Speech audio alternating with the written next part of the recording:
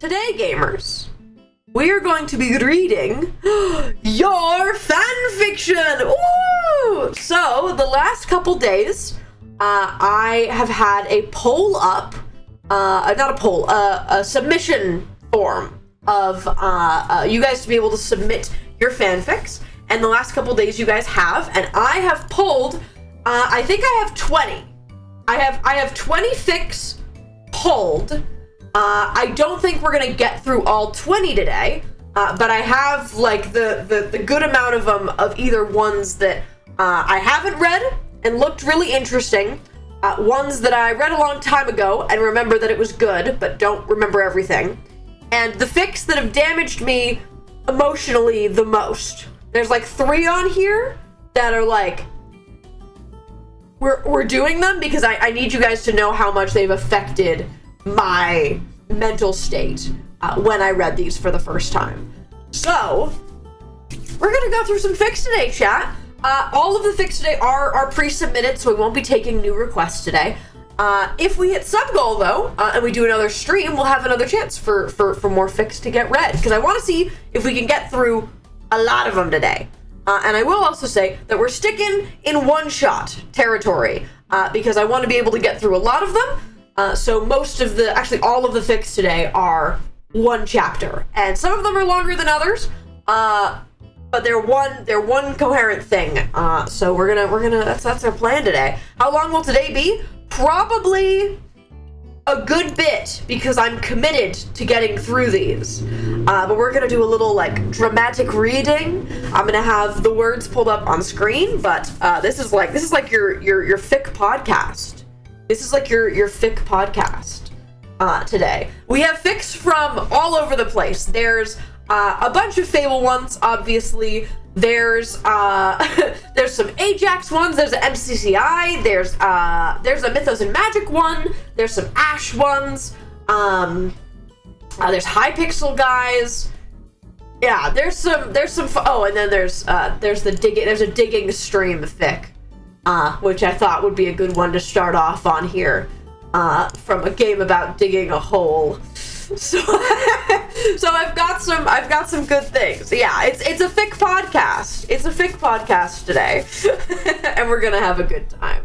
And we're gonna start with what is probably my favorite fic.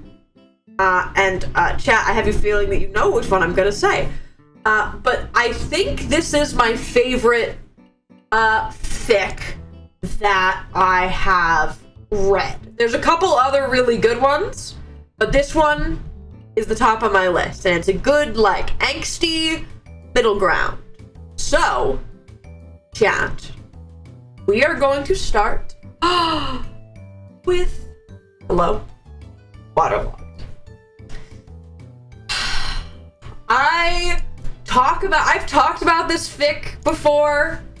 I've talked about this fic before. I'm not gonna lie, but we're gonna start off here because this is my favorite fic. Now, chat, the real question today is, will I be able to match the music to the vibe of the fic? Because I'm gonna try like a madman. Like a madman, I'm going to try to match the vibe to the fic.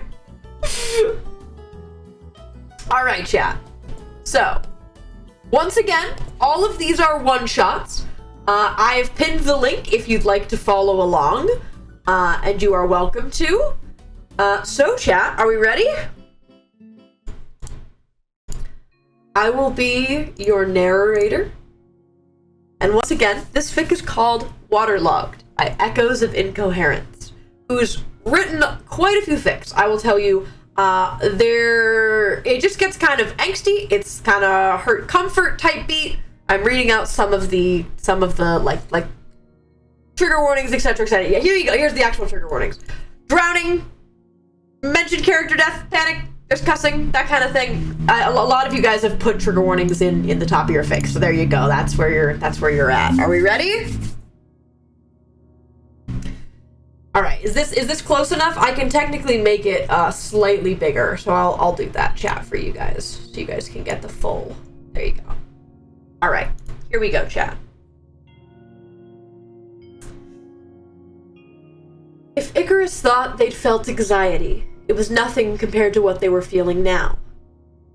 Every step they took towards the wreckage of the raft felt like it could be their last. An odd pressure was building in their chest, and soon they feared it was going to burst. Ray was only a couple feet ahead of them, taking the search for knowledge in stride. It wasn't too late. They could ask him to just turn around, leave this whole mystery behind, and just go back home. He'd probably listen, too. But the words wouldn't come to them. It's as if they'd been snatched from their throat the moment they went to speak. It made their hands shake, their breathing stutter. And eventually the fractured, sunken mess of driftwood came into view. And their chance was lost. "Is that it?" asked Ray, turning to face them to gauge their reaction. Icarus gave him a curt nod, not trusting their voice to work the way they wanted it to. "All right. You've got the potions?" The alchemist pulled 6 vials out of the leather holder strapped over their shoulder, carefully gripping 3 liquids in either hand.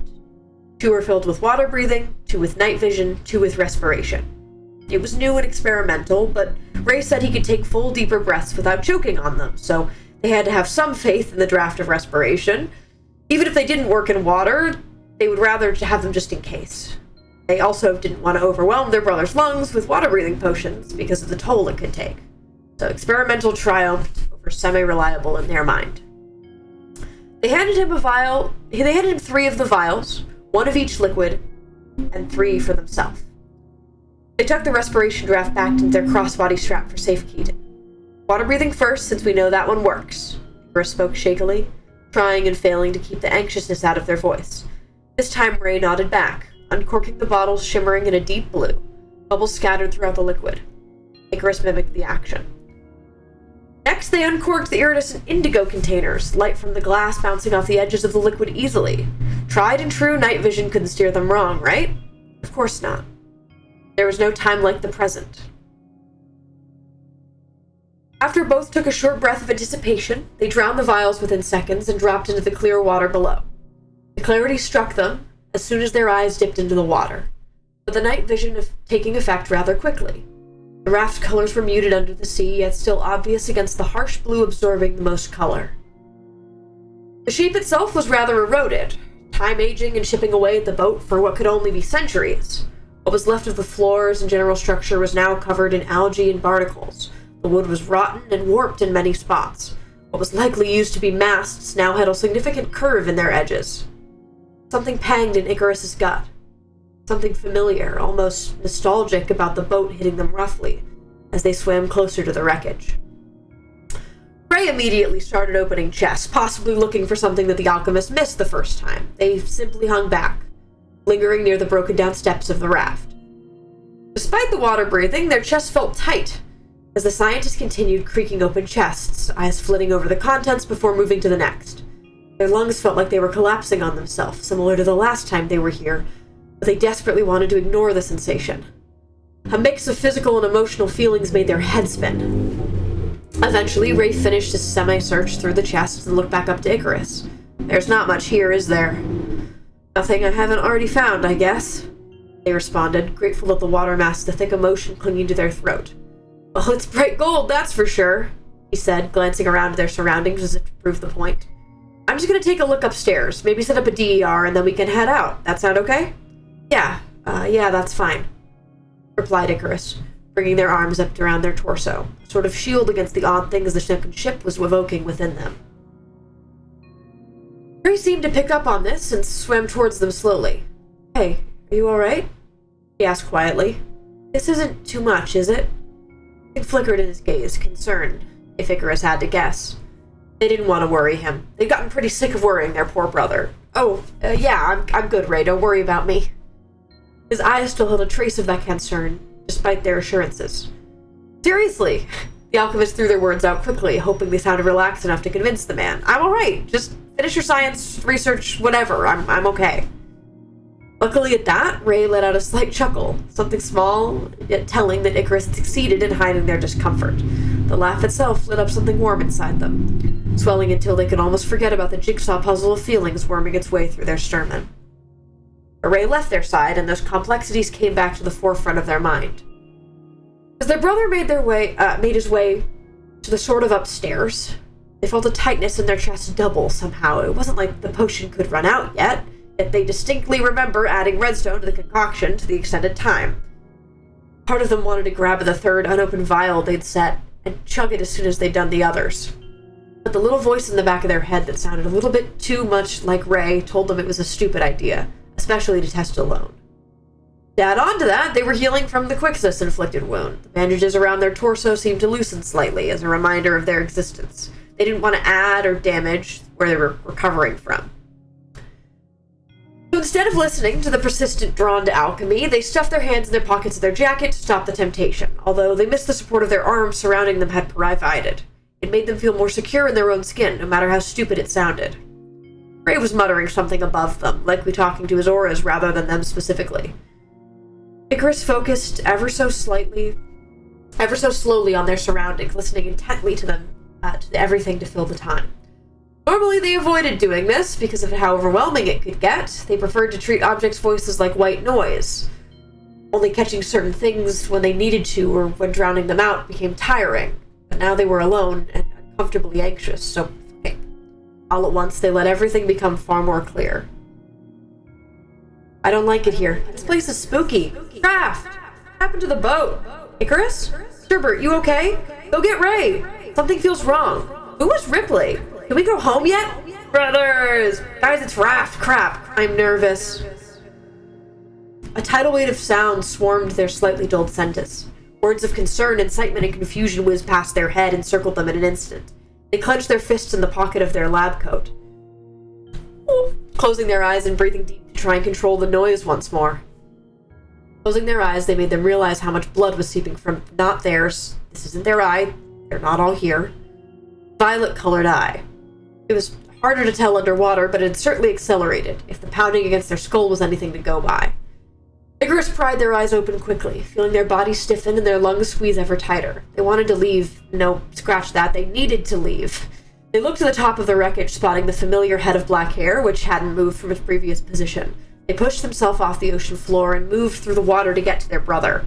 They regretted it quite fast, though, as their muscles tensed and their backs cried out, wound aching in retaliation from their sudden movement.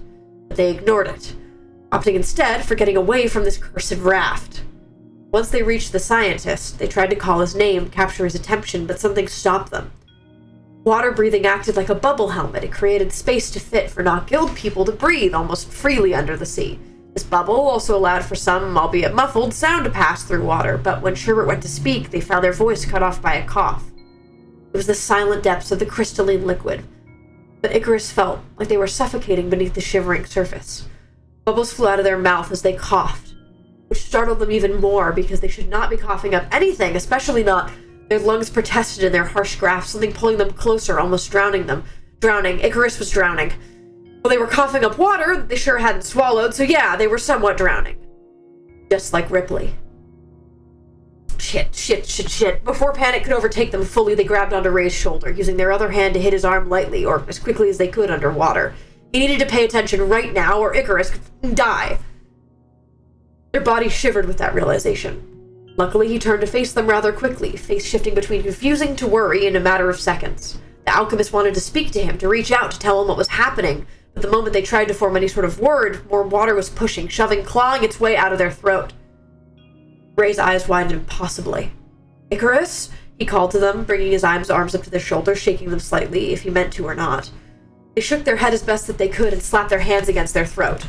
The would-be avian tried to force out another pathetic attempt at a word once more, but was only met with bubbles shooting from their mouth. Ray gasped, panic clear and despite the air helmet containing most of his features. Okay, this is fine, you're gonna be fine, just, the scientist rambled, not finishing his thought, instead reaching blindly into Icarus's crossbody strap. Before they could push him away, question his actions, and reiterate they were about to suffocate, he resurfaced, in a sense, with a bright magenta vial. A respiration draft. Icarus stared it for a beat, but when they went to reach out for it, they lost control of their hands. Their eyes glazed over, and they were no longer in the ocean.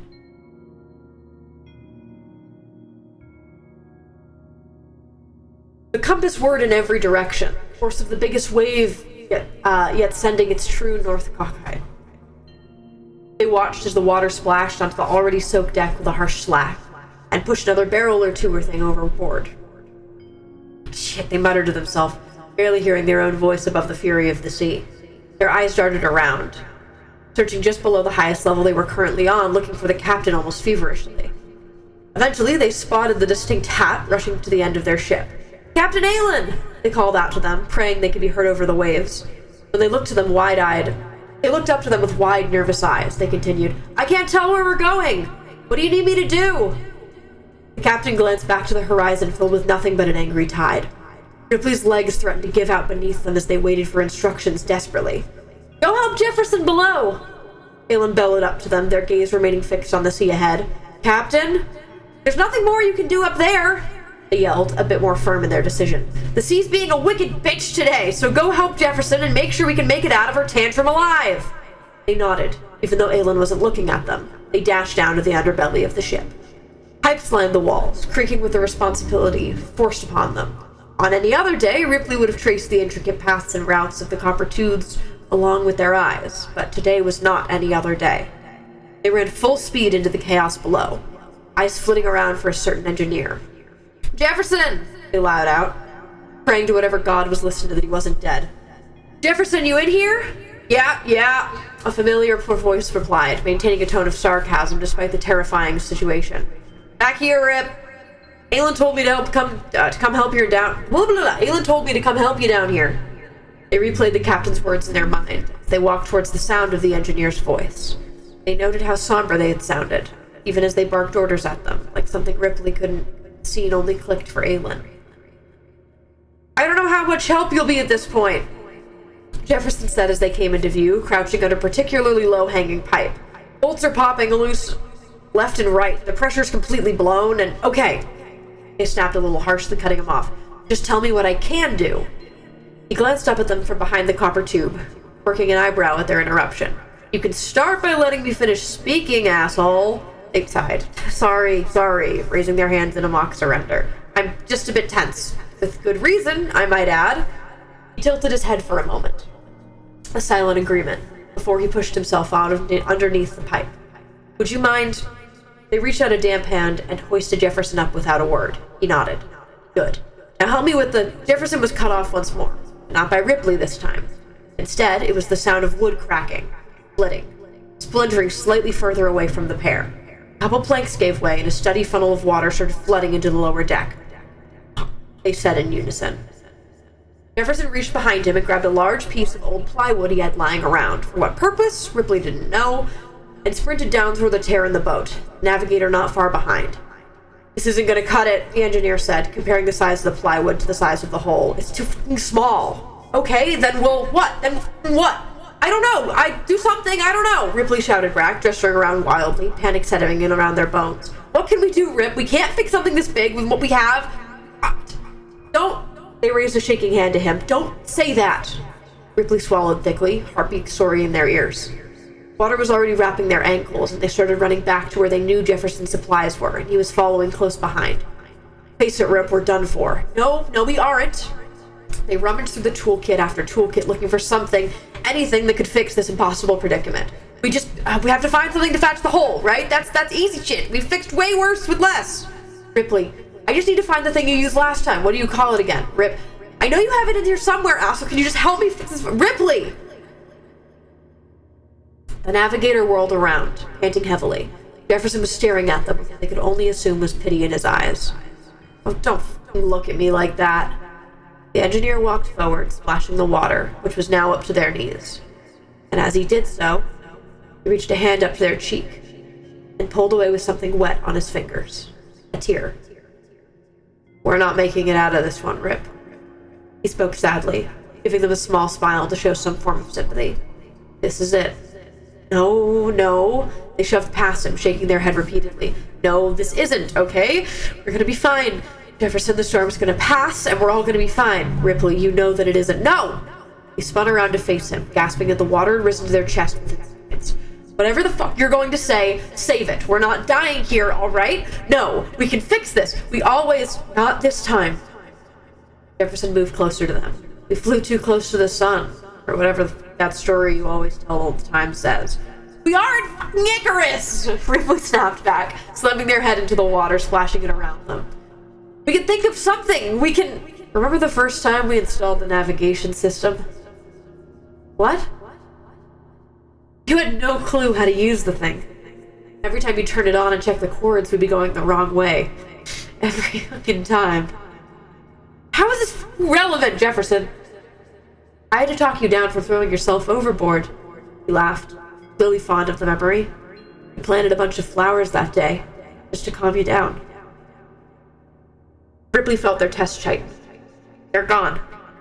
The storm sent him flying over easily. Figured as much. He made a shrug to his shoulders, but his movements were strange with how close they were getting to the ceiling now. The water was pushing them upwards. They only had so much air left. What? Did you want the plants to save us? Ripley came back to themselves. A mix of anger, panic, overwhelming fear pulling them back into their mission.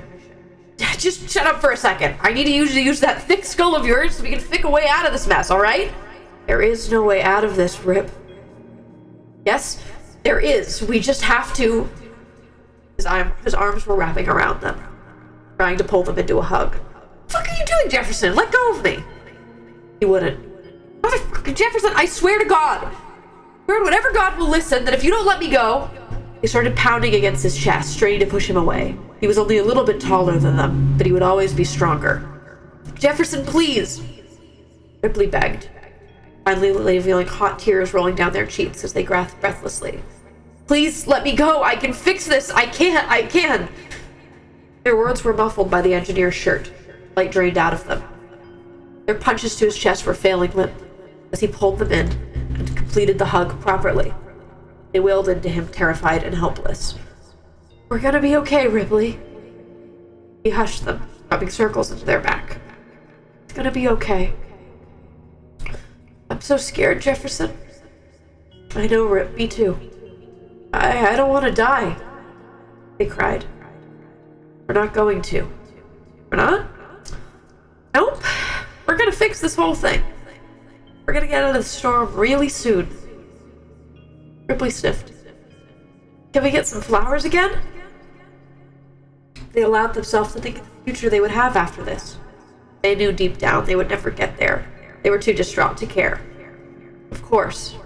All the colors you could possibly think of. But we, Doc, I want to find my brother. We can show him our garden. That sounds nice. I'd like to meet him. I think you'd like him. The sound of the crashing waves filled the silence for a moment. You're my best friend, you know that, right? No. I didn't. Sorry. I should say it more. It's alright, Ripley. You're my best friend, too. Really? The engineer hummed lightly, his voice suddenly overwhelmed with emotion. They took a deep, shaky breath. I don't want to die. Jefferson squeezed them closer. It'll be quick. You promise? I promise, Rip. He was crying now, too. The water was so close to consuming them, only a couple seconds away from reaching their mouths. Find me somewhere else, okay? In some other place, some other time. Find me again. I'm gonna want my best friend back. I will. Promise me. Again? Just do it, asshole. The pair laughed lightly as their last words were both heard. I promise. The water reached the top of their heads seconds later. Ripley could only hope that Aelin would live on for them. They also knew they were far too loyal to the sea to do that. The world faded into black soon after that, their vision shifting out of focus then. Icarus vomited enough water to fill another ocean. They were blinking back tears as reality shifted back into focus. They were on land, right next to the sunken raft they'd been on moments before, and not just swimming around it, properly inside the belly of the beast. Inside and dying. Emotions were still running high, as they grasped and panted, begging their lungs to consume more and more air. The alchemists, that's what they were, right? Was struggling to breathe. Every pathetic attempt was met with an agonized cry sounding like a wounded animal. Icarus, Icarus, talk to me!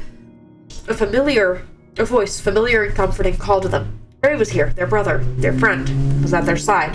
Come back to me, I'm right here. Icarus? They couldn't form words.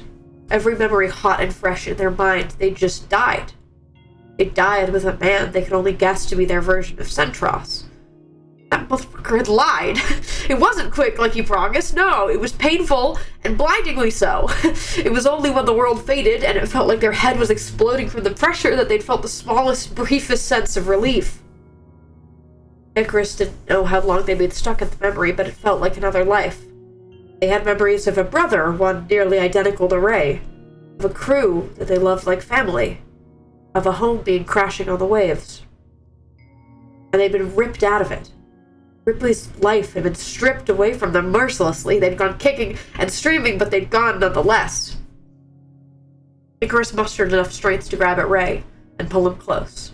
It's a shitty excuse for a hug, but hey, they just died. They needed some comfort. Ray spoke too quickly into their right hair. You scared me. It was like you left your body. You were just gone. It squeezed the back of the scientist's jacket. He took this as a sign that they could hear him. You wouldn't drink the draft either, so I just pulled you out of the water. He cut himself off, overwhelmed by anxiety. He wouldn't breathe. All that was coming up was water, and every time you looked like you were about to talk, more water came up. Ray sounded like he was on the verge of tears. Quixus! They coughed, suddenly in desperate need of warmth. Ripley was so cold, so fucking cold. They brought the ship. Ray couldn't hold back his scoff. Can you even call it that? It's a ship, they answered, a little more aggressively than they had intended. They brought it here. It's from somewhere else. Shit. He muttered to himself, absentmindedly rubbing circles into their back, just like Jefferson. Ray, they rasped, pulling back from the sloppy hug slightly. I need to see Centros. Ray was holding them up as they knocked on the large spruce door. It had taken far too much energy to get to Centros's home in the first place, because as it turns out, drowning makes you pretty weak. There was a beat of silence when the earth didn't dare move. Everything waited breath for Centros. Ray started, concern still present in his tone. Icarus needed to see you. Okay, why? More importantly, Ick, why are you soaking? They gave him a mental apology for cutting off once again, and practically fell into him, struggling to separate themselves from Ray's grasp. What the? Centros stuttered, clumsily picking the alchemist up and holding them upright. Icarus wrapped their arms around the man's neck. Sorry. They were crying again. Yeah? He laughed lightly, but still caught off guard. For what? Making it so hard for you to find me. He didn't give them a snarky reply like they'd expected, which they couldn't stop their heart from speeding up at.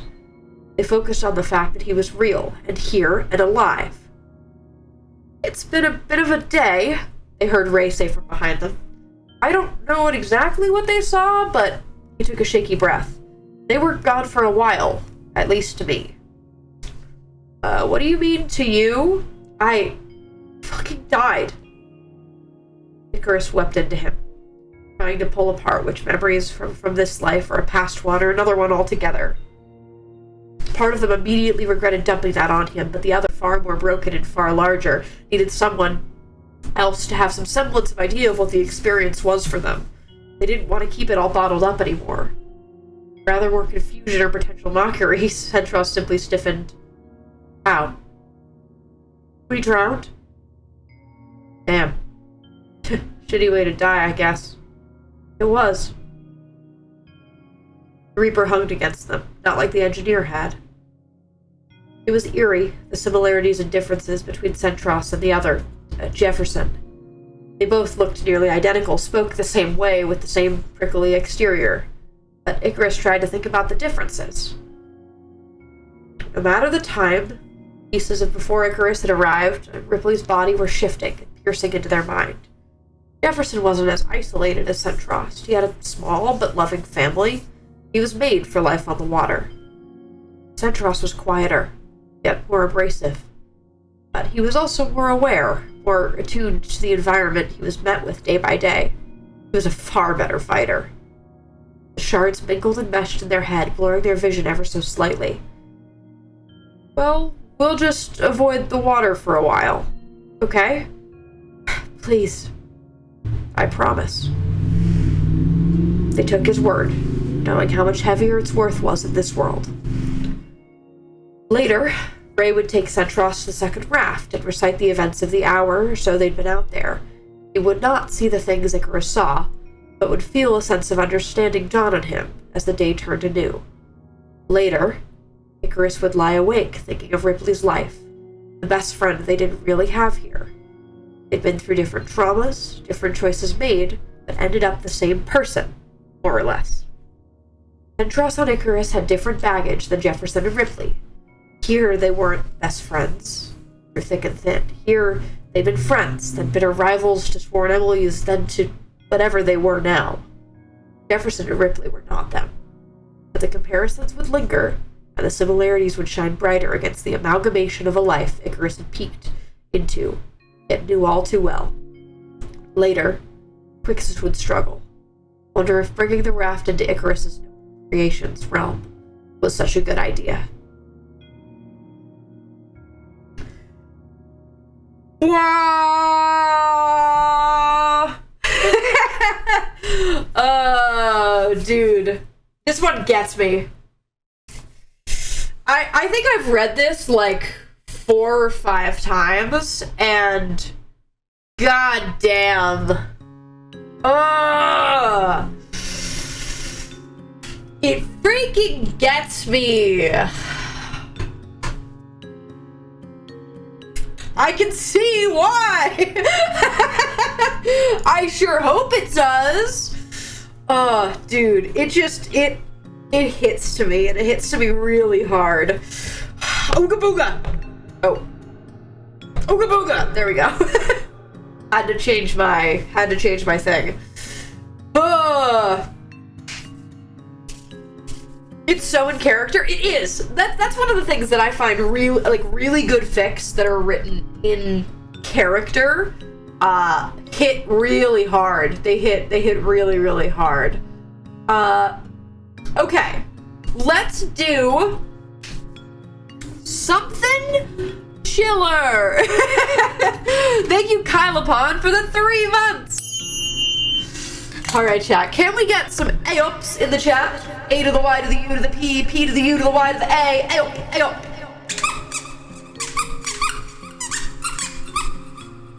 It's freaking good, man. Can tell when it's in character. Yeah. But I can't write it myself. That's so true.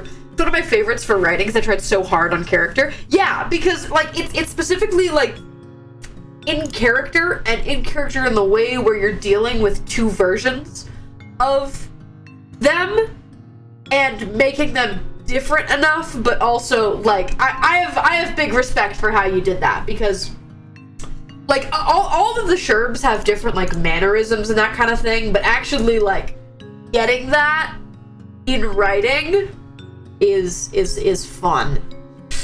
Okay, chat, let's do something silly, shall we? Let's do this. Hold on, let me okay, so that was one of the longer ones, for the record, chat. That was one of the longer ones. Do I have like a let's do like a happy guy. I'll like quote an actual VOD and it still won't feel in character. Yeah, if you try and quote my actual talking, it's so much stammering. Like Icarus is so stammery. Let's do this one, because this is a happy. Let's do this. Alright, chat. Next fic, gamers, is Birdie the imaginary friend. There are a lot of fics sort of in this time, and like of this premise, and I like this one a lot specifically. So chat, this is by X or Everest. I don't think there's any trigger warnings for this. It's pretty happy. We're just gonna have a good little happy time. After terrible, awful, no good, very bad drowning. This one's adorable. Yeah, we gotta get some happy in there, okay? We gotta do some happy. Yeah, no trigger warnings. All right, chat. Let's get some. What should be our song for this one? How about? Can I get like? Hold on, I can find something good. For the record, while we were reading Waterlogged, the song "Flooded Ruins" was looping, just for some fun context for you. Oh, let's do that. All right, there we go. Just telling you that, just for fun, because local guy cares too much. All right, here we go, chat. Let's do our next one. This is Birdie, the imaginary friend. It was a great sunny day outside. Vea was playing in the fields of sunflowers next to her in her dad's home. She decided to lay down next to Coda, who was tasked with watching her, and looked around for different shapes of clouds, trying to recognize familiar shapes like flowers or items. Look, Codas, that's an allium. She pointed towards one of the clouds, which looked vaguely like the top of a big allium flower. The wolf next to her made an approving noise, licking the child's face with care. And that's an orchid, and that's the one my friend gives me. She pointed towards another cloud. The flower right next to Vea changed, from a sunflower to an orchid. Vea laughed, pure joyous laughter. It made Icarus smile too. They were glad they could make her happy. Hi, friend, she said, looking at the pretty blue orchid next to her. Suddenly, the ground beneath her changed, from a nice warm grass to cold, polished quartz. She looked around, confused, but not scared. How she managed to pull the orchid from the ground before she was teleported. So, the flower was now resting in her small hand. When she looked up, she saw a tall person in a white jacket, shiny golden wing ears. He smiled at her gently. Something was wrong with that smile, almost hurting, or tired, or both. Hi, kiddo, Icarus said. They still use that name? I realized their voice was echoey in the world port, almost ghostly, kind of. Who's you? They asked, focused on the shiny ear feathers. You can call me... They hesitated. You can call me Birdie. They couldn't say Icarus. Icarus would hear that name, and they didn't want that. Not after he remembered wrong. Birdie, they repeated. 'Cause you're a bird! She pointed at the ear feathers with her small hand. Icarus chuckled lightly. Yeah, I am Bird, they said. Icarus started looking around the world port. They started looking around the world port. It's so shiny, she said, looking at all the different beams of light. She stood up and started running towards one of the portals, but Icarus stopped her quickly. Hey, now you have to be careful around here, they said lightly. That was the wrong button. What's that? She pointed towards the brown portal. Icarus looked at it, trying to find words to explain without giving away too much. A portal to another place, like where Athena comes from. Vea spinned around, her eyes glowing with excitement. Hey, careful, little bird, you don't want your dads to be upset, yeah? Icarus took her hand gently, pulling her away from the edge. Is the flowers from you? Vea asked, looking at the orchid in her hand. Yeah, the flowers from me. All of them are. Icarus smiled. You were happy she liked the flowers. Really happy. Why do you have no flowers here?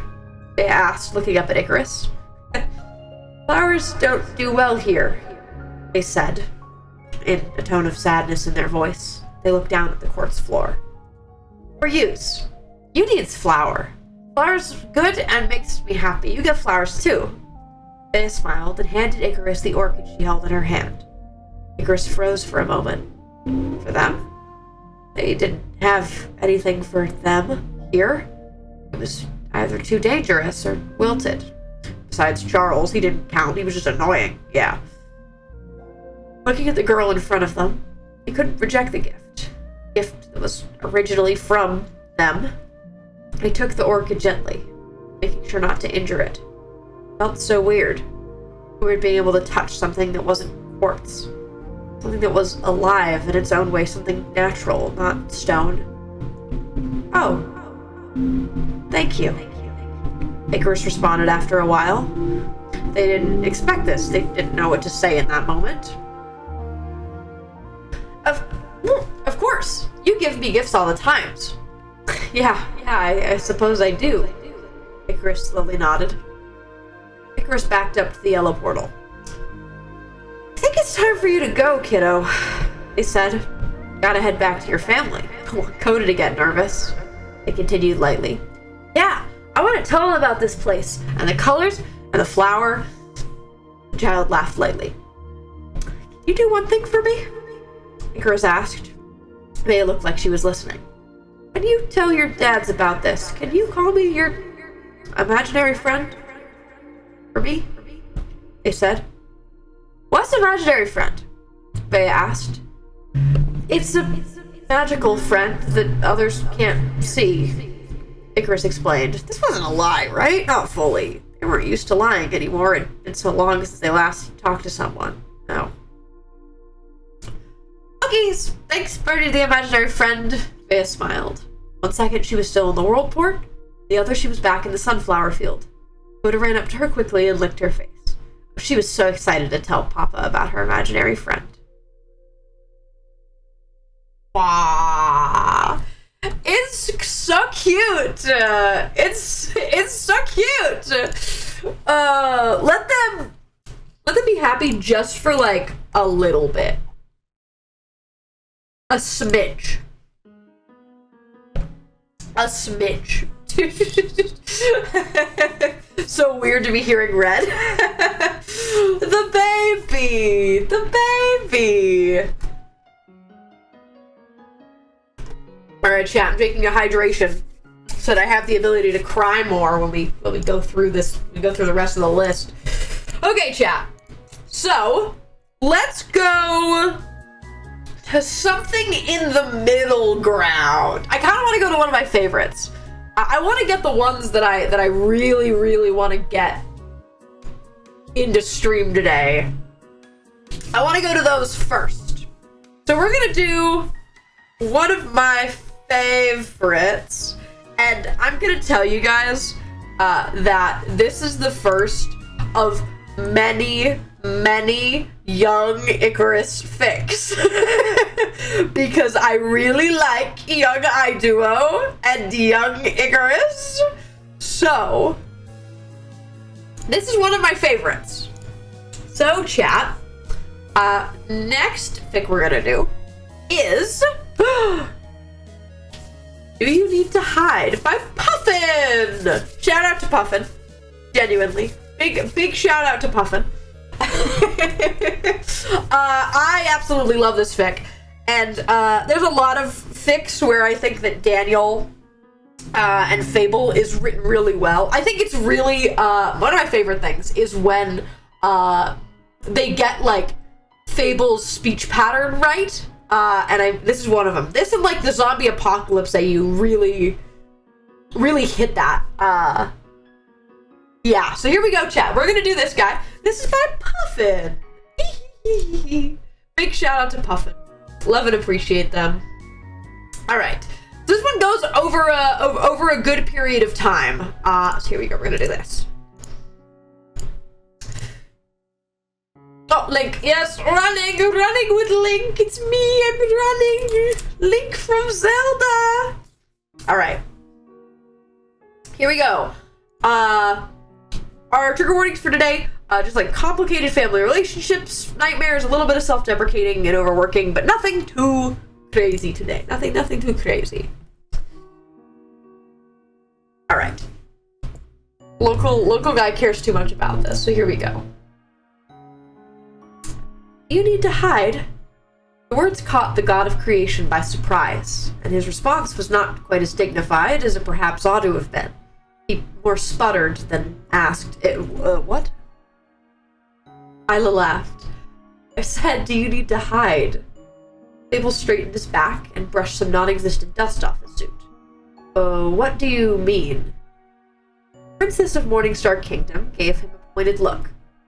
From the way you practically dashed into the library and slammed the door shut behind you, I assumed something vicious was chasing you. A dread beast, or a potential want-to-be queen. There was that teasing glint to her voice that Fable had come to grow accustomed to in the past weeks. She was leaning against the side of one of the tall oaken bookshelves, hair tied back for practicality, and an ink splotch on her cheek. On a table a few feet away sat an assortment of maps and books she'd apparently been studying before Fable had interrupted her. To the god, she was incredibly beautiful. Nothing of the sort, Fable assured her. Just, I apologize. I thought the library was unoccupied at this time. No need to apologize. Isla stepped back to the table, rolling up one of the maps. So, no hiding from vicious beasts, then? I am a god, Fable responded, unsure of what else to say. I don't hide from beasts. I was joking. Ah. Isla laughed again, a fond smile on her face. You might need to interact with more people, King Fable. Perhaps. Fable stepped over to the table and looked over the notes and maps. They all seemed to be one way or another related to the villages immediately surrounding Morningstar Castle. There were notes on trade routes and better ways to distribute goods to the people, alongside sketches of village layouts and local spots of forests and pastures and fields. Is there anything I might help you with? Isla shook her head. I wasn't really working on anything new, just looking over recent reports and carrying some maps. So unless you're willing to assist me in putting all these back in their designated spot, it'd be my pleasure.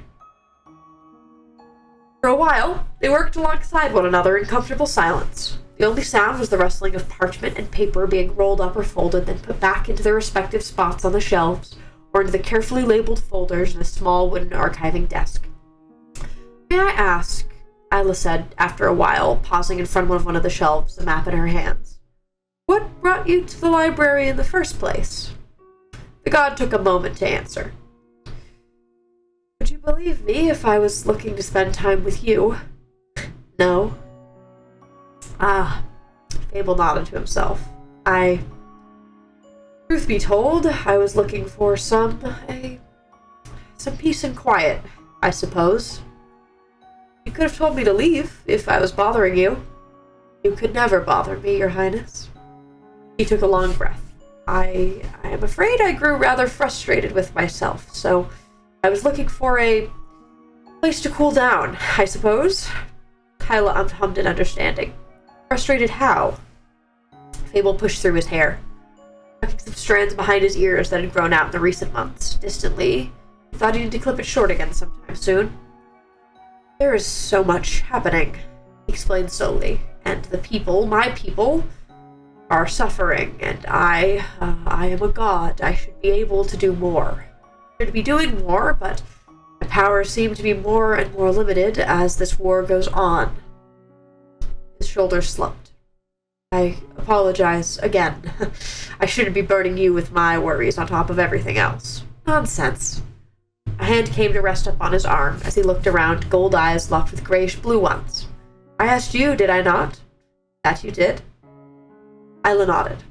This is the whole reason behind this alliance. Alone, keeping ahead of things and keeping one's people as safe as possible seems to be overwhelming and impossible, but together I believe it can be done. The hand on his arm and Isla's voice were grounded in a way he'd not experienced in a long time, perhaps in his entire existence. He took another deep breath. You're right. Of course, you're right. But sometimes it's hard to keep track of hope these days. Isla completed what the god didn't say out loud. I understand. Sometimes we need someone else to remind us. Sometimes we need space to tuck ourselves away for a while until life feels less overbearing. Even as a god. Abel shot her an amused look. Is this your way of trying to be right, after all, about me needing to hide? Not hide. Princess took a moment to find the correct words. Consider it a recharge. You can then return with full strength to health your people. The god of creation nodded slowly. I can see that. Yes. A recharge. He could allow himself that. For his people, if nobody else. And now what on earth are you doing in here? Icarus sheepishly blinked up at their mother. Nothing? You're doing nothing in my travel chest? Mom wasn't angry. Her mouth was twitching like she was trying not to laugh. Still, Icarus pushed off one of the furs they'd been hiding under and climbed out of the chest. We're playing, they explained. And do you need to hide for the game? Duh. Icarus cocked their head to one side, small wings at their ears twitching and fluffing. It's hide and seek. Of course, how silly of me. Mom nodded solemnly. Icarus was glad she understood the severity of the situation. But you can't hide in there, little alchemist. Why not? Mom took a moment to answer. Because that's a very easy hiding spot. You don't want to be found, do you? They shook their head vehemently. Thought so. Mom was smiling now as she looked around her room. How about... There were steps in the hallway outside. Icarus yelped and, without a better alternative, quickly dashed behind their mother, standing very still. They heard the door open.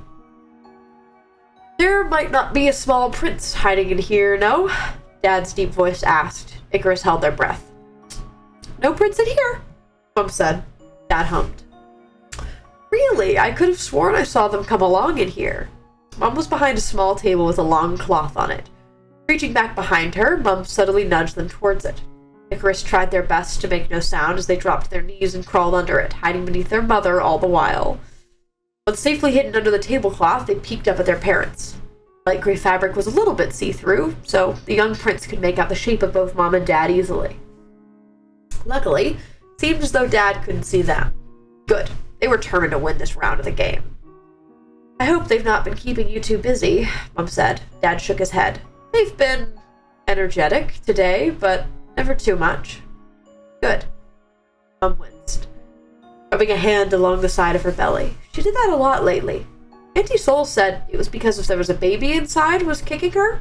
Icarus thought that wasn't very nice of the baby, but when they voiced that opinion, the grown-ups only laughed. Grown-ups were so weird sometimes. Are you alright, my love? Dad asked. Icarus could see him put a hand on Mom's belly, as if to try to tell the baby to calm down. Mom let in a sigh. Nothing I haven't been through before. She straightened up.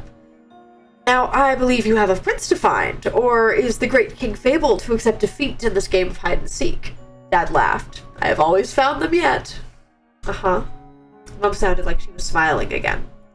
If you need a hint, I suggest you look in the pantry. The pantry. Very good hiding spot. Immediate access to snacks. Dad laughed again. Excellent point. I'll go and look. You do that. At the door, he stopped once more. And you're certain you're all right? You need anything? Not right now. Mom sat down at the desk by the window. You go ahead, unless you want to admit you were bested by a 4-year-old. Dad chuckled, and the door fell shut behind him. Icarus poked their head out from under the tablecloth. Thank you, they whispered. Mom winked and held a finger up to her lips. Icarus nodded and crawled back under the table. Couldn't wait till the baby was there. Maybe all 4 of them could play together.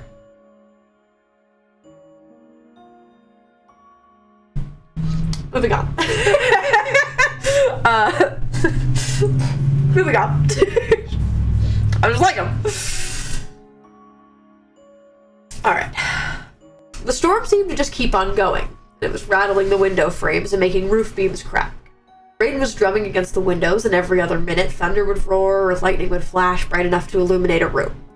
Icarus didn't usually mind storms. They weren't a baby anymore, and the house was safe. They didn't even know themselves why they were awake. This was stupid. They were almost 15. They weren't afraid of some rain and thunder. Dad wasn't there. He said he'd be back soon, but he was out to look for Mom. So Icarus wanted to be certain he'd find her and bring her home, and then everything would be okay again. But if they were being honest with themselves, they weren't quite so sure. Another thunder struck above Icarus, and they did not flinch. Outside their door, a small light lit up. They could see from the small split under their door, a small amber light flickering, a candle or a lantern. Maybe it was Dad, a part of them thought. It's probably just Ray, the more reasonable part replied. For a moment, the light seemed to stop and stand still. Then a tentative knock at their door. Icarus? Ray's voice was thin, shaky. Icarus rolled their eyes, but sat up as the door creaked open the smallest bit. Ray's hair was mussed from sleep, but the small lantern in his hand was casting an amber glow onto his face. Icarus could see the glittering, sticky lines of tears on his cheeks. Icarus? Ray asked again. What do you want? He didn't have the same energy in them to snap. Ray still flinched. Sorry. You didn't wake me up. What do you want, Ray? Ray chewed on his lower lip. lantern, his hand shaking a bit. I had a bad dream. Icarus huffed for a moment. Considered yelling at Ray to get out, to leave them alone, but their little brother looked more terrified than they'd ever seen him. It wasn't like they were sleeping anyways. I'm sorry, Ray whispered. Just, at the storm, you need to hide? Icarus felt hollow. Came without Icarus actually planning to say them. Not really their words. They were Mom's words. Dad's words. Words asked kindly when they themselves had been a kid. They had bad dreams when it got too stormy. Ray gave the tiniest nod. Please? Icarus lifted up their blanket in the silent invitation. Ray put down his lantern on his bedside table before climbing onto the bed. He moved like a skittish kitten. Come here, Icarus grumbled, pulling him next to them under the blankets. It was almost like a small tent, and for a second Icarus remembered the time before Mom had disappeared, and when they'd not been so full of white-hot anger all the time, and when they'd play hide-and-seek, and both brothers would cower in the same corner, trying not to giggle as Mom looked for them. Ray sniffled. Icarus sighed and nudged their brother with the elbow. Come here. They waited until Ray had inched a little bit closer to pull him into an awkward side hug. Ray was shaking. It was just a bad dream, Icarus said. You're not a baby anymore. Ray nodded. Sniffles only got stronger. He made something pull in Icarus's chest. I dreamt about Mom. Silence fell. It was stormy when Icarus didn't know what to say with that.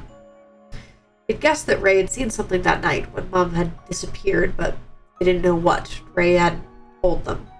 Icarus probably wouldn't have listened anyways. I'm sorry, Ray whispered. I'm sorry, I promise. Ray, stop. Icarus pulled him a bit closer. Held him a bit tighter. It felt strange, clumsy. Go back to sleep. The storm will be over by morning. Ray still cried for a while, near silent, tugged under his brother's arms, before he went back to sleep. Icarus stayed awake as the storm rode on outside. He missed Mom. He missed Dad. He missed the time when they weren't angry all the time. He missed when Ray and them weren't fighting, when there was a castle and no tents and no strange house at the edge of town, and when they'd not been alone, and when their eyes had both been normal. Stupid Ray, stupid anger, stupid storm, stupid empty house, stupid everything.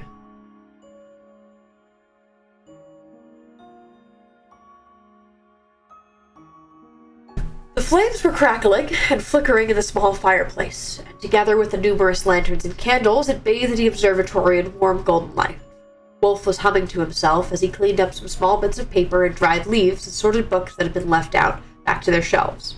Outside, the sun had set, and the first few stars were appearing. The only disruption in the peace was from the brown stripy cat that was sitting in the middle of the fluffy carpets, staring up at Wolf with pale green eyes. I don't even like you, Wolf told Ollie. Why don't you leave me alone? The cat made a small noise. You have a perfectly good cat tree down there in the house, you know? I built you a really nice spot there, but no, you gotta come up here. Ari started nonchalantly licking his paw. Like, I get it, it's nice up here, but why? Why? Wolf didn't have time to look up for a response from the feline intruder as there was a knock at the door. Ray.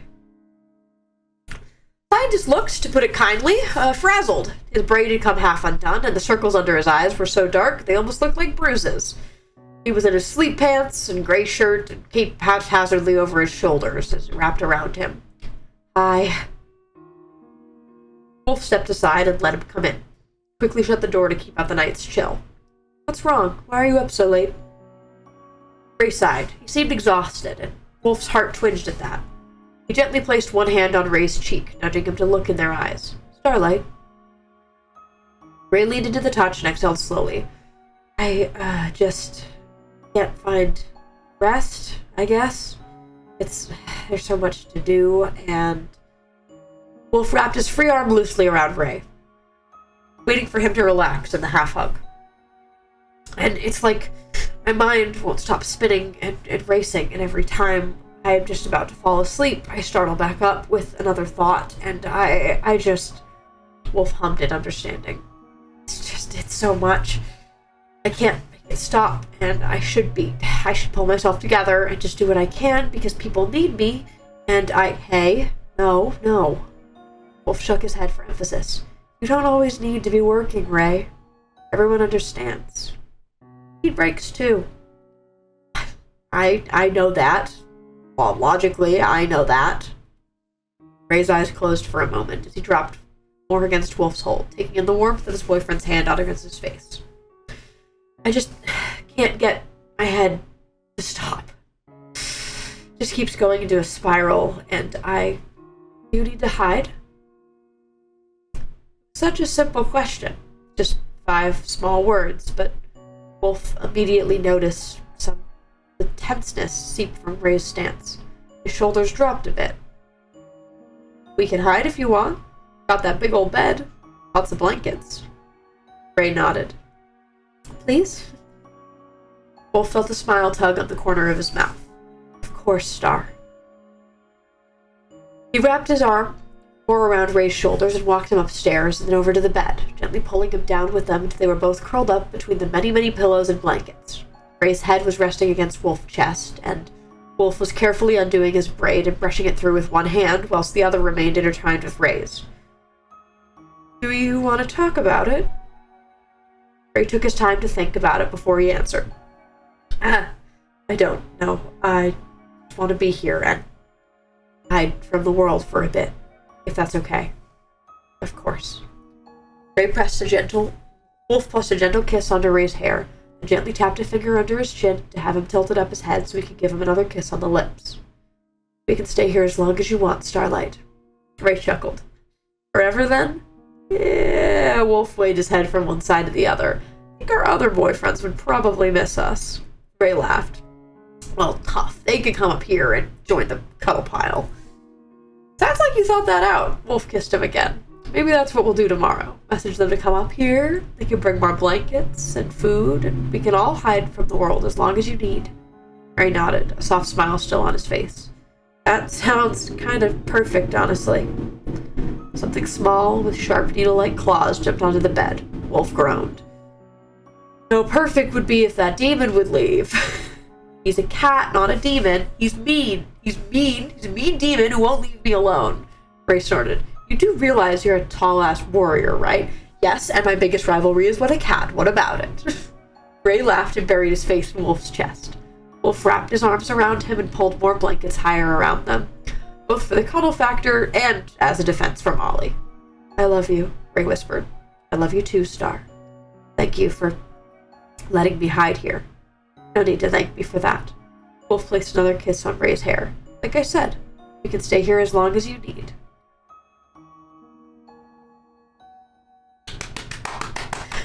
I like it a lot, and I really, really like the young Icarus section. This makes me, you know, it makes me. The baby! They're so good, chat. They're so good.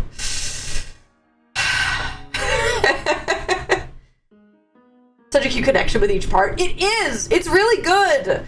I like it that it, like, parallels and it goes through a lot of time, actually.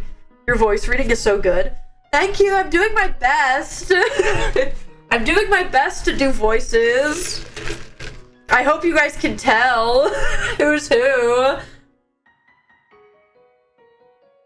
I also have this to help me sometimes, so. Alright, chat. What should we do next? Do we go back to the sad? Do we go back to the devastating? Let's do something.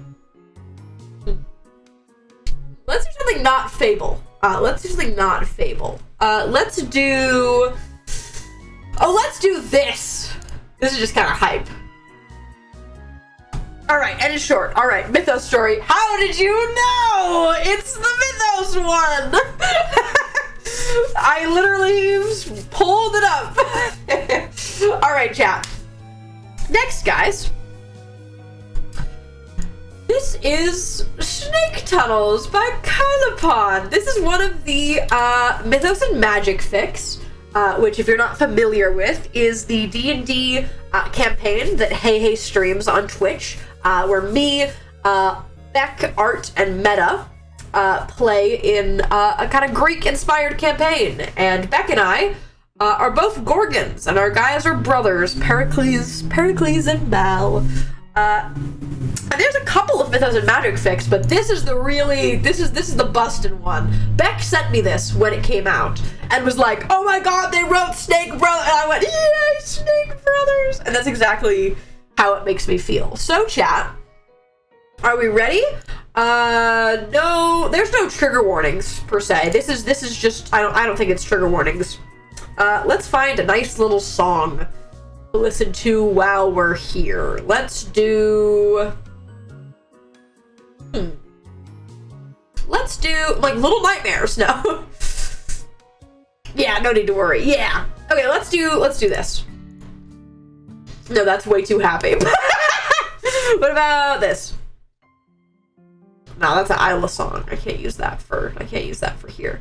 Where's like that's Ajax. Where's like, there you are. All right. So chat, here we go. This is called Snake Tunnels by Kylapon. It's pretty short, so we're gonna go through it. Life in the was peaceful. Most humans left a village of Gorgons alone, but some were starting to stir and invade into the territory. Thankfully, they were dealt with pretty easily. But today was an important and special day. One of their own was chosen by the Titan goddess Phoebe. Pericles was chosen by a vision given to him one night. Though the young Gorgon did not see this as anything good, as their sibling was put off by the attention and new duties given to the younger. It was not out of spite, but it felt like the adults were keeping the brothers from being close. Eventually, Machitheus got a new job in the village, and Pericles' new bodyguard. Mal did not see this as anything bad. In fact, it gave them reason for them to be close again. Mal even got to show the tunnels where you could leave the village, which, whenever the adults weren't looking and the siblings had any opportunity to take. But one day, the village was attacked. Not by the nearby human settlement, but by trained heroes sent to kill their kind. Mal could not let them hurt their brother. He was too important. Their people, but also he was the only one left of their family. So with a heavy and bleeding heart, Mal took Perry through one of the tunnels, made it collapse, so none of the humans could ever follow them.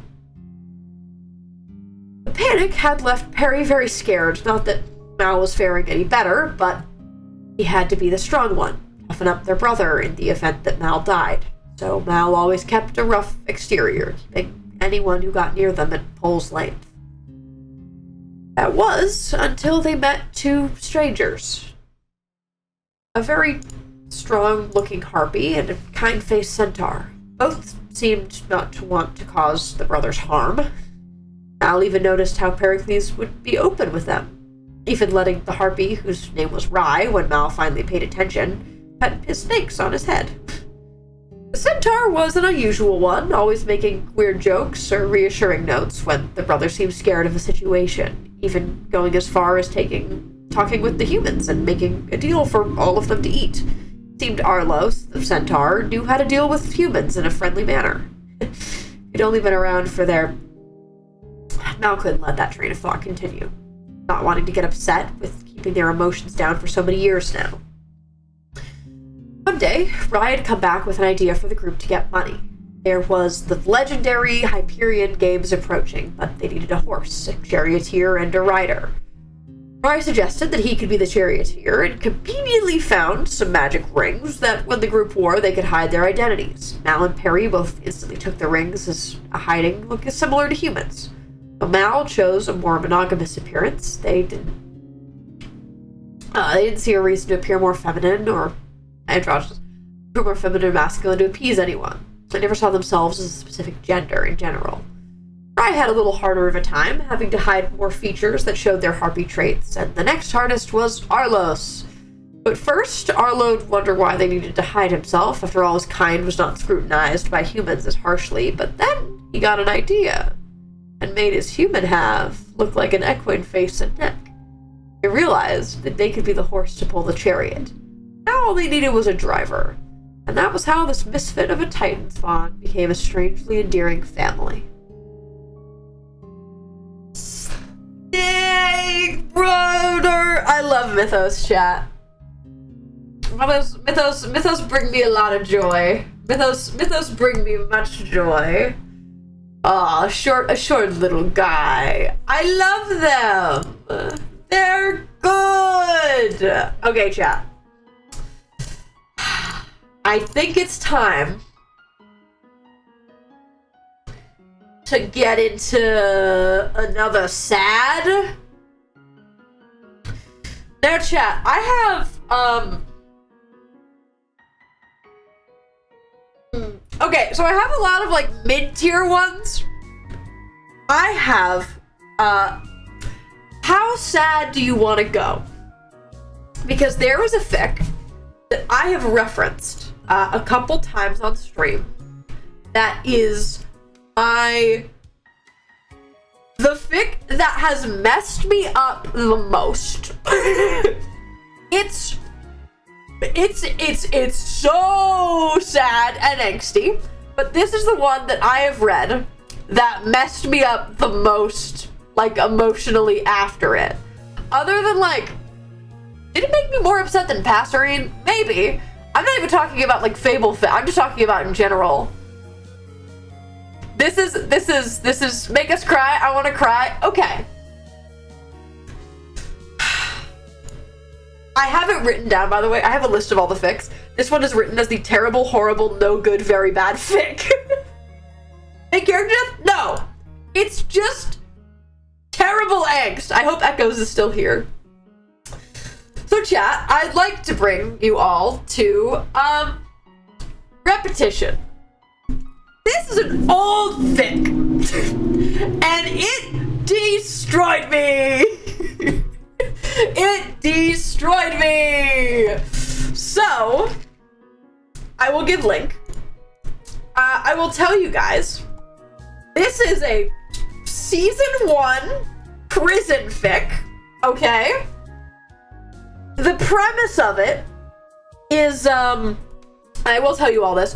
Post the Centros blocking Icarus's head, right? When Centros slams the block on Icarus's head. This is and like AU where Ray comes down and like tends to their wounds. And it seems like that would be a comforting thing. Like it's like, oh wow, like, you know, Icarus got comfort after getting, you know, like hurt. It's not, it's awful. It's so it's so angst. Hurt, barely any comfort. Yeah. Hurt, barely any comfort, and it doesn't feel like comfort. So trigger warnings, chat, blood and injury, a lot of like negative self-talk, and it's the corruption arc, panic breakdown, there's cussing, etc. There's that. I'm giving you guys the preface. This will wreck you, and it's going to wreck me. I'm gonna be a mess, okay? And that's, I want to read it, but I'm telling you right now, I'm gonna be a mess. I'm afraid. It's really good, and that's why. But still, it hurts me. So, put yourself, season 1 prison arc. I'll help you place yourself there. I want you to think back to that time, you know, here. Let me make sure that you guys are there too. There we go. All right, chat, are we in the mindset? Are we in the mindset? So sorry. It's been a long time since I've played this one. I'm doing a breathe. I'm gonna blow my nose. I'm gonna pause it. I'm gonna blow my nose so that I know I'll be okay. I'll be right back. because oh boy.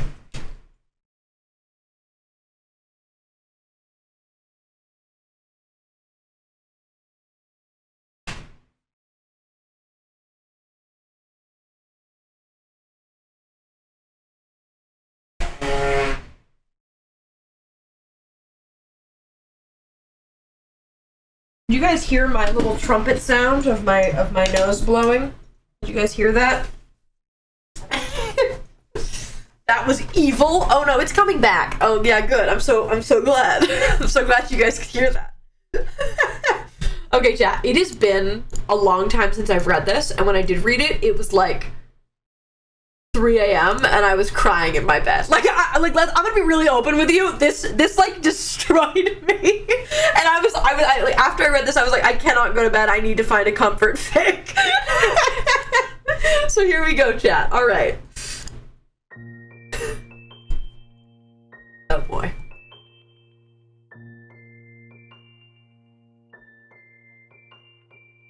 He couldn't stand this routine. Ray would get up, talk to his boyfriend and extended family made up of Jamie, Athena, and Athena's cats, and it made his anxiety-fueled walk over to Jamie's base. It was becoming too regular. This cycle shouldn't feel so normal to have a set part of his day to visit one of their closest friends, who, in all regards, is not actually who he is visiting in a prison. He'd gotten too used to breaking the stone block, descending the first ladder and then the second, entering the Blackstone tunnel. He hated how ordinary the act of clearing the redstone delivery system was, his way of stalling the inevitable visit with the purple-tinted alchemist. He just hated it. So, he took a deep breath and descended the third and final ladder of the hour, resigned himself to another day of this stupid routine. It wasn't like there was anything he could do to break it, not unless Herbert would just cooperate. As he stepped into the small visitor's box opposite of the cell. He also hated calling it that. He noted that Sherbert had not yet gotten up from their bed, tucked into the corner of the room. Their back was turned away from the iron-covered window, and their wings were pressed practically bound against the tight of their back.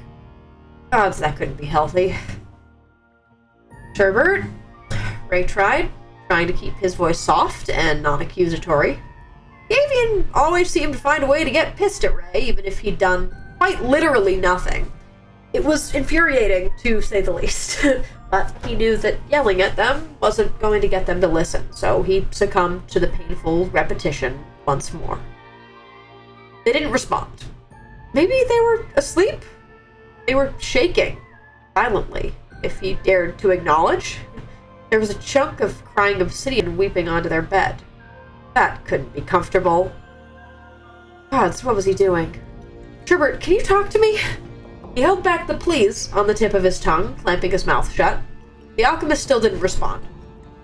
Ray tried his best to suppress his annoyance and asked again, louder this time. Sherbert, I want to talk to you. Are you in there? Still nothing. They wouldn't stop shaking. Are they cold? There were holes in their jackets, so maybe they were just forcing themselves to suffer out of pure stubborn will. Their wings were a mess. Their feathers were spread every which way, and there were blank spots scattered across the length of them, deep crimson filling the gaps. They hadn't. Had they? Sherbert, seriously, answer me. If you don't want to talk, you're just going to have to tell me that, he said firmly. Sherbert didn't even stir. The only sign that they were alive and breathing was the constant shaking, which was, in all honesty, really starting to worry him. He sighed to himself, finally accepting defeat, despite his worries. He gave into the stubbornness. Fine, suit yourself. Ray turned on his heel, reaching to grab the rather worn door rung on the ladder next to him. Just as he made his first step to ascend, he heard the first notable sound of shifting fabric, then a small hiss. Barely perceptible, but definitely there. He could have sworn he'd heard a quiet thunk, following the sound, too. He'd spun around, bringing his hand up to the iron bars, almost reflectively. Herbert? He questioned, not caring enough way to hide his concern from the corrupted. I thought you were leaving. His sour voice came from the cell. Ray couldn't help the least bit of relief that seeped into his body, hearing their voice, even if it was snappy and bitter. Are you okay in there? He asked, ignoring their snarky remark. I'm fine, they answered stiffly. He could tell they were lying. From the way their voice had cracked, to the way their body was more hunched over on itself than it was a mere 10 seconds ago. Even if they weren't really Sherbert, they retained the same tells that they had when they were.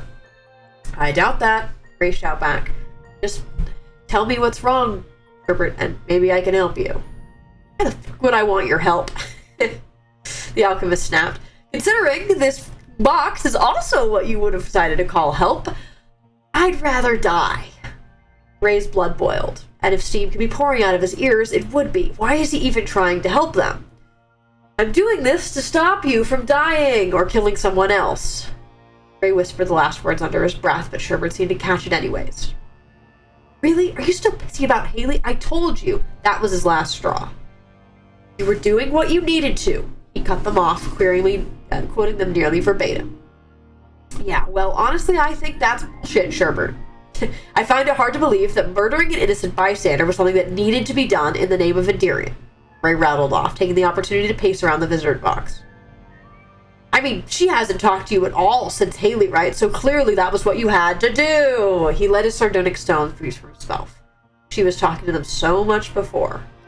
And considering Centros would be talking to her so much, he hasn't killed anyone. The scientist emphasized every word, dripping with sarcasm. It felt oddly good, pushing.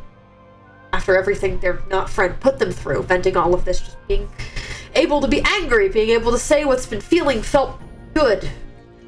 Should it? Shit, what did that say about him? I really have to wonder if any of it was worth it, he continued. You know, you ended up here. We caught you. Where's your goddess now, Sherbert? Shut up!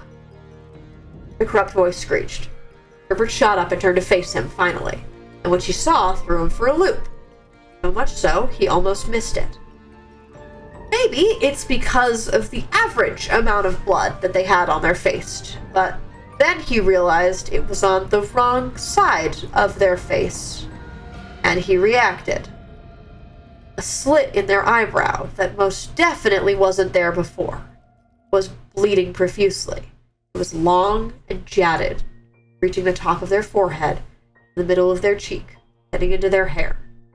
There was a mix of tears and blood, warped and shifted when they mixed with the purple pigment shooting all across their face. It was weird seeing Sherbert cry. It was weird seeing them so vulnerable, contradictory to their face that was twisted with fury. Ray acted before he could think. He immediately left the visitor's box, started flipping various switches fast into the obsidian. The first block sunk back into the wall, leaving the netherite block as the only separator between him and the corrupted. Almost by reflex, he grabbed an ender pearl and rolled it between the gaps next to the ladder, and heard a distinct shattering of glass, and he was inside the cell. It was at this moment that Ray's brain kicked into high gear, and he realized what he'd done. He was in the cell with the corrupted version of Sherbert, who was crying and bleeding. Well, fuck. The two stared at each other for far too long. Slowly, very excruciatingly slow, the scientist started to approach the alchemist.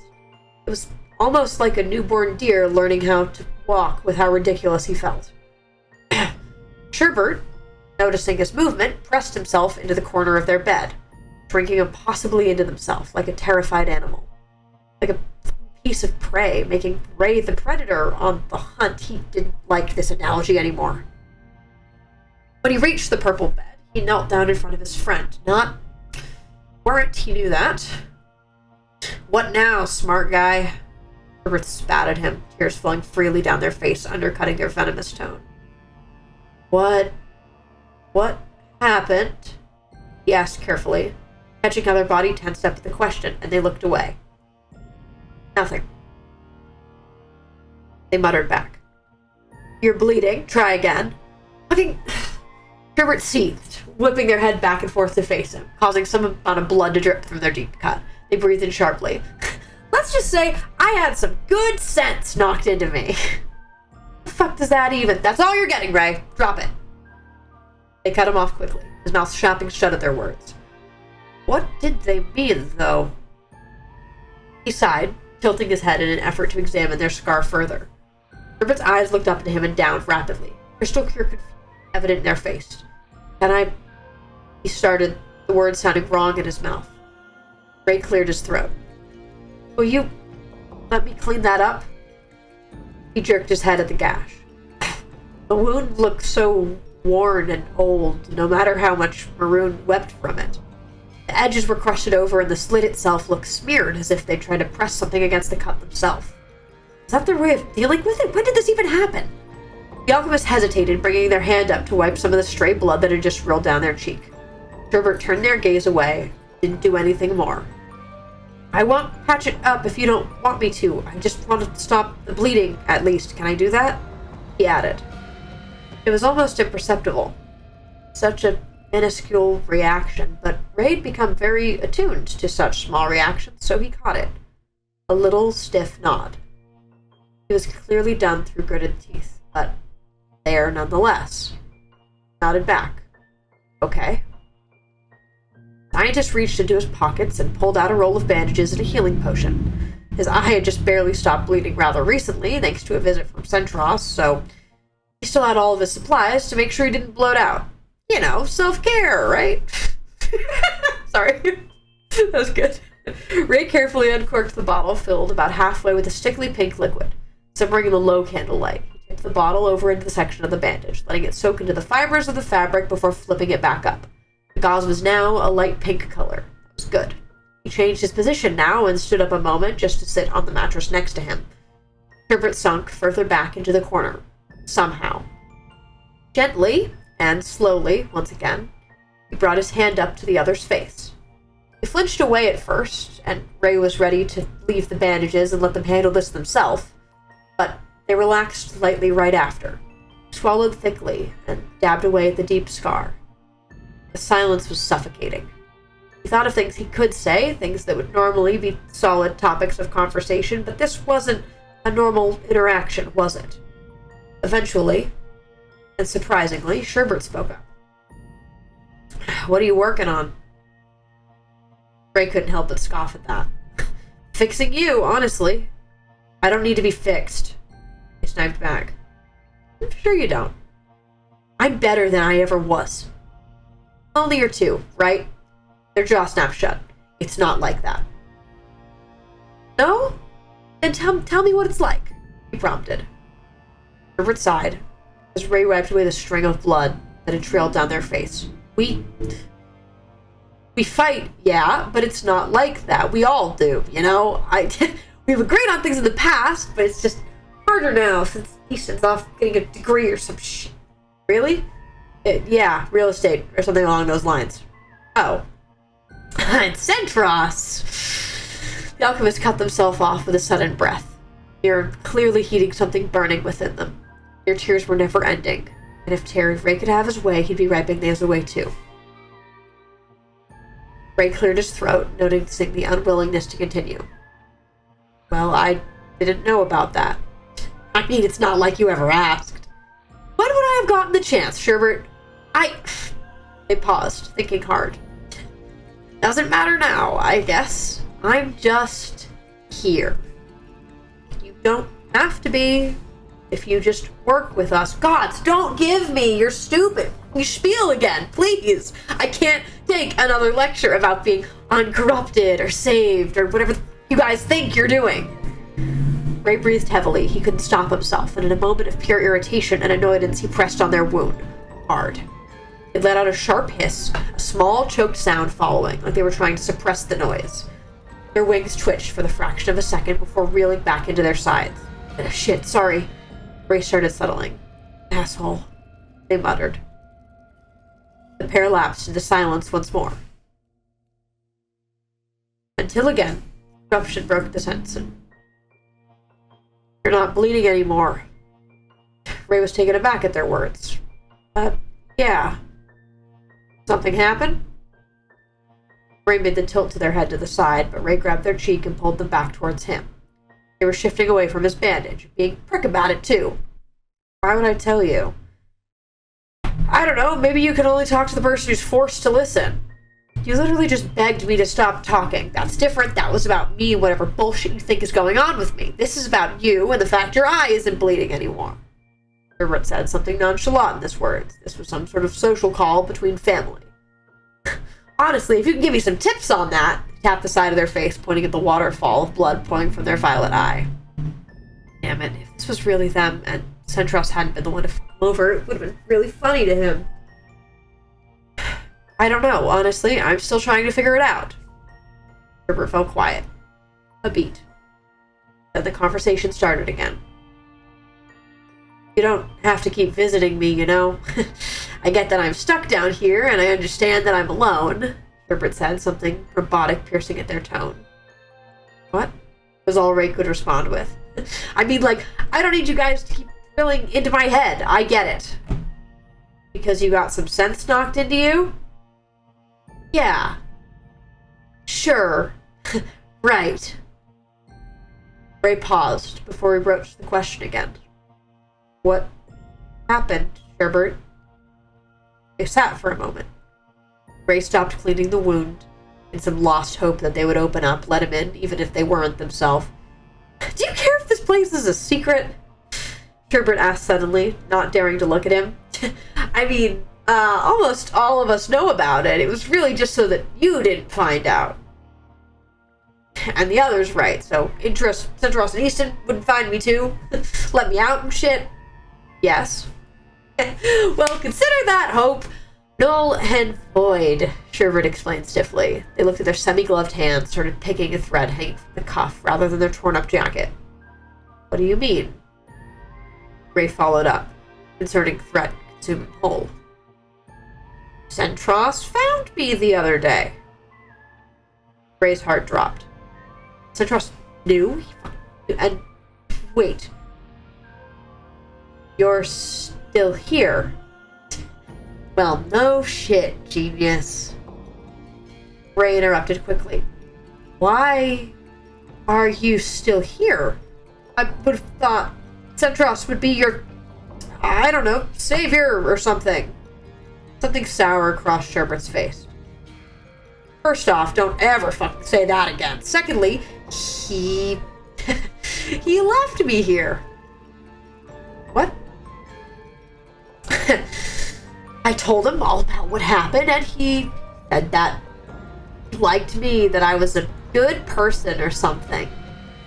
He took a shaky breath. But once a failure, always a failure. And he shut the door on my face. Oh, on my head, actually. Oh. And that's how he trailed off. That's how. They finished for him. And that's what proved to me that I was alone, that I can't depend on people, that I shouldn't trust people, that They stopped. I shouldn't be telling you any of this. Herbert mumbled, falling quiet once more. They didn't speak much after that.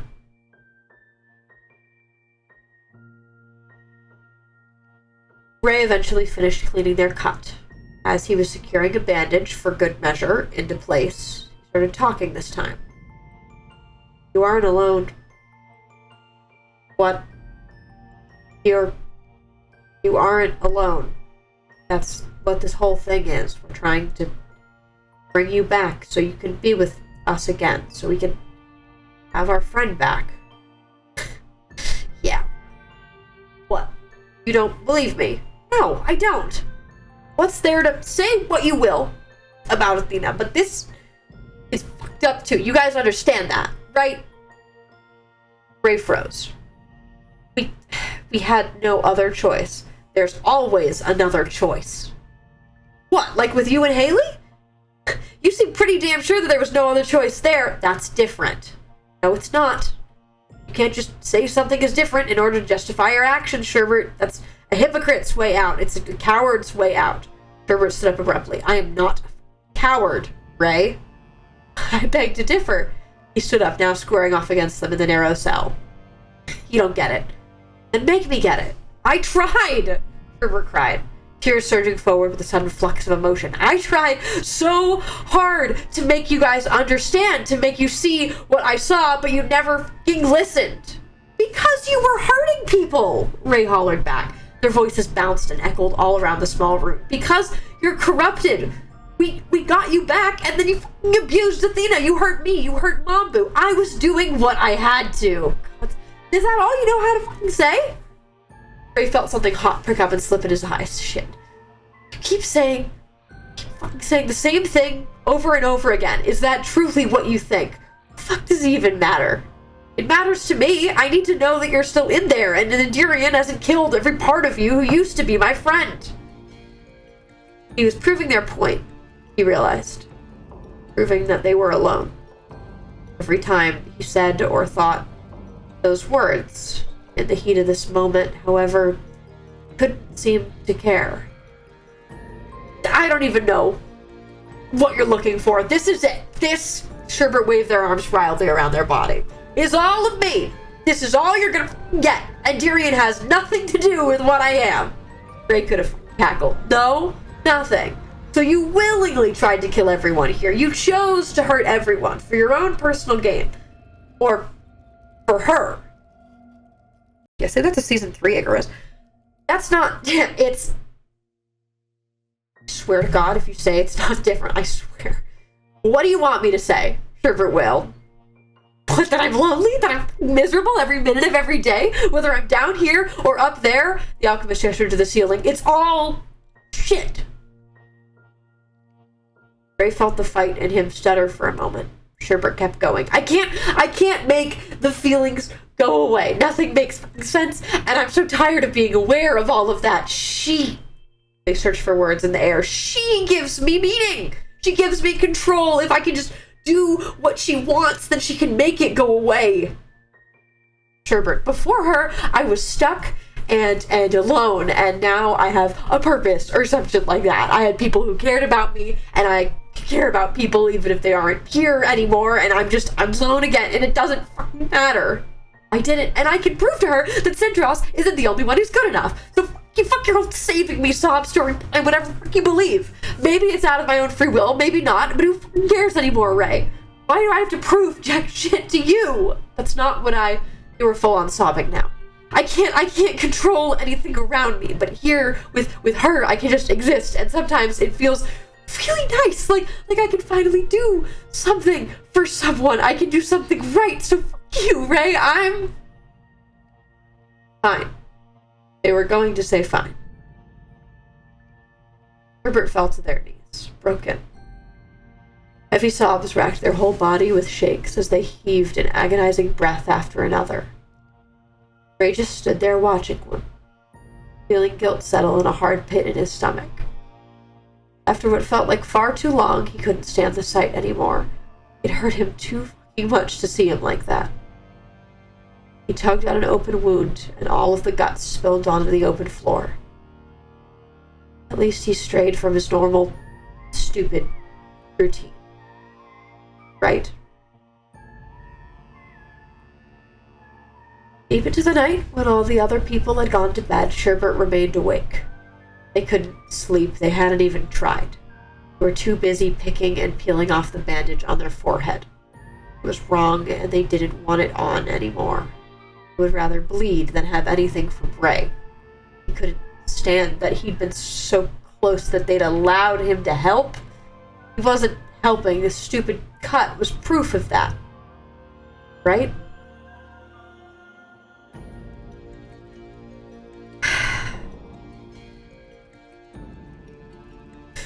I miss you, season 1, Sherbert. Oh. I don't know. To me, it's just a really good, like, characterization of corrupt Sherbert. It's just good stuff. It's just good stuff. I miss you, corrupt Sherbert, every day.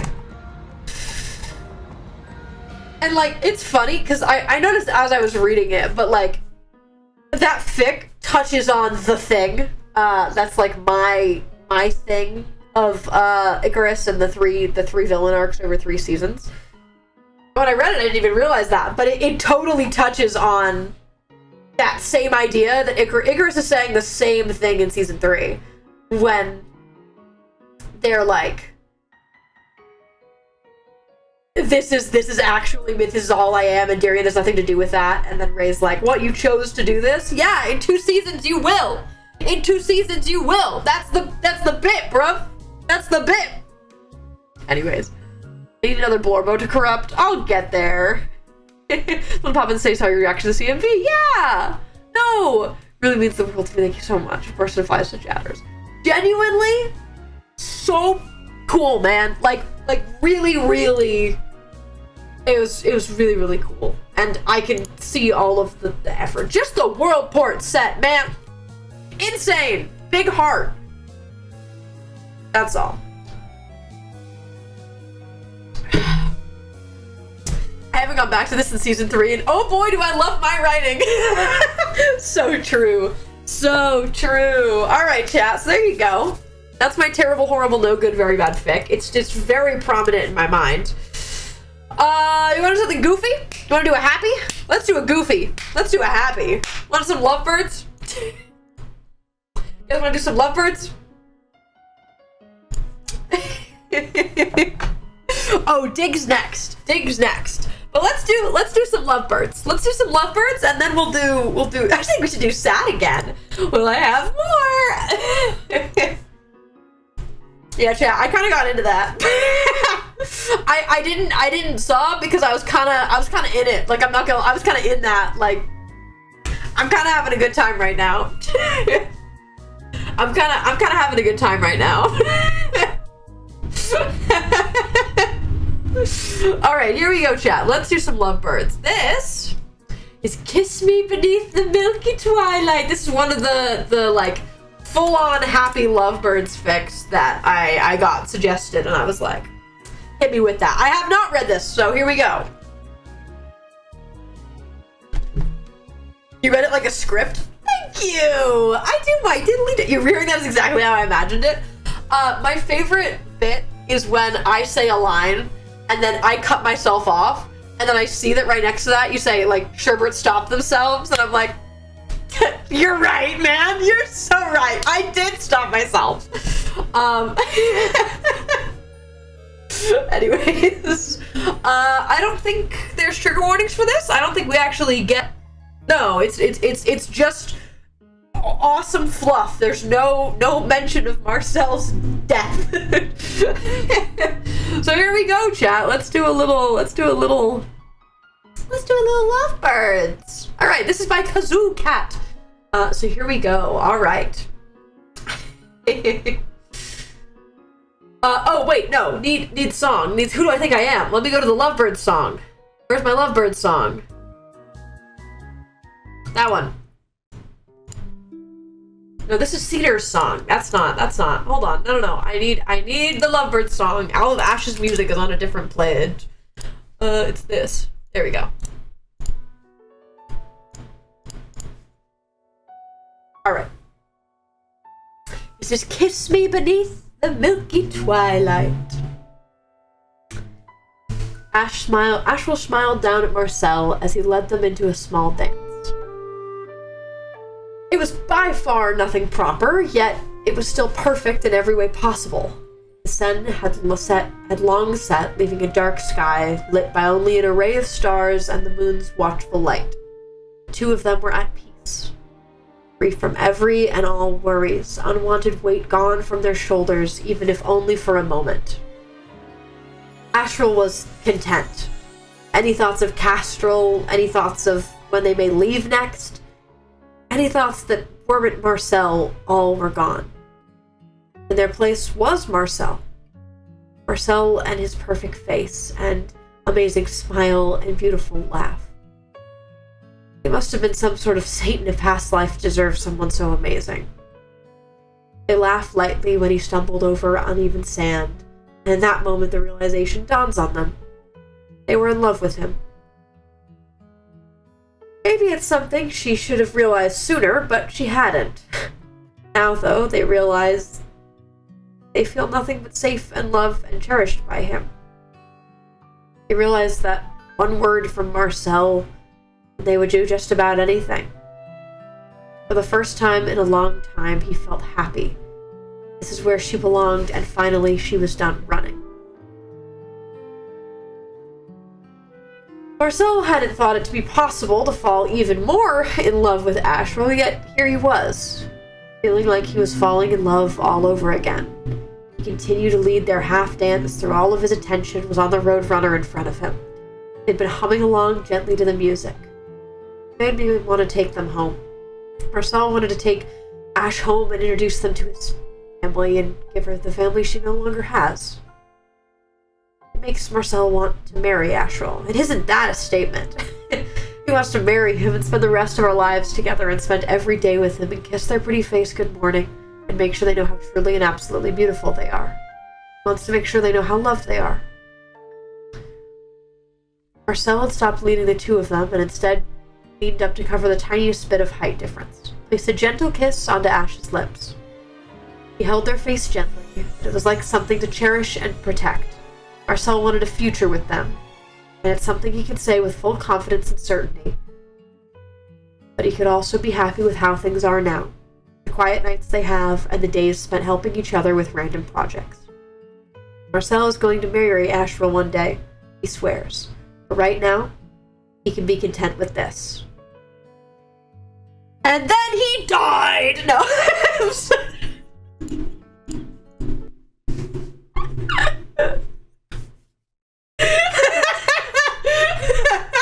And then he died. Boo! Womp womp. No. I'm sorry. I'm not sorry, but I'm sorry. That was adorable, though. I really liked that. They're just happy, man. They were happy for a little. Just a little. One day later, and then death. All right, chat. I got a next one. This is the stupidest thing, and we're bringing out a voice for this one. Chat. This is not angst, but it is something. It's digging time. This is the Big Dig by Severus. Yeah, this is formatted like a Magnus Archive statement, I think. So we're gonna read it in the special voice, this one. Or is that too annoying? Is that too annoying, chat? I kind of want to read it in my goofy, in my goofy tone.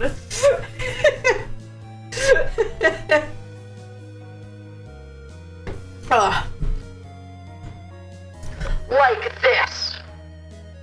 This work is the official transcript. How does that sound? Do a goofy? Okay, I'm doing a goofy, chat. All right, chat. So here is the Big Dig. What's a digging hole? Let's do. Where's my mines? This one. No. I need like more like intense than that. I need more intense than that. I need like this. No, that's too intense. What's this? Oh, we can do that. All right. Here we go. This'll do. All right, here we go, chat. Here we go.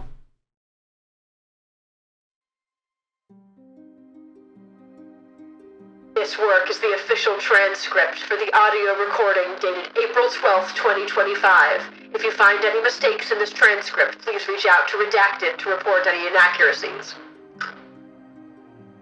Statement of Tartarus Dig Dug. Tartarus Dirt Dig Dug. Regarding the hole they dug in their yard, and their strange behavior as a result of said hole. Original statement given February 20th, 2025. Audio recording by Zephyr, archival assistant of the Magnus Institute, London. Statement begins. Oh, where to start? I suppose when I saw an ad for a house with buried treasure in the yard, I jumped at the idea of this. I was fresh out of university at the time. As a way to get a large sum of money in a short period of time seemed almost too good to be true, and I suppose it was, though not for any of the reasons I could have imagined. Once I acquired the house, I immediately started to dig. Nothing seemed out of the ordinary as I started to dig. However, as the hole got bigger and deeper, I was swallowed by the earth. I kept digging, delving deeper and deeper into the earth. I started changing. I couldn't think for myself anymore. I wasn't myself anymore. I wanted to be in the hole forever. I wanted to dig. I wanted to delve so deep into the earth that I forgot the sun and sky. The hole consumed me. Even now, sitting in this room writing the statement, I can feel the weight of the dirt above me. The hole consumes me. The feeling of being swallowed by the earth consumes me. But every time I would surface from the pit, that feeling would fade, leaving me behind, feeling empty, hollow, as though I were an addict craving that next hit. So I continued to dig deeper and deeper into the earth.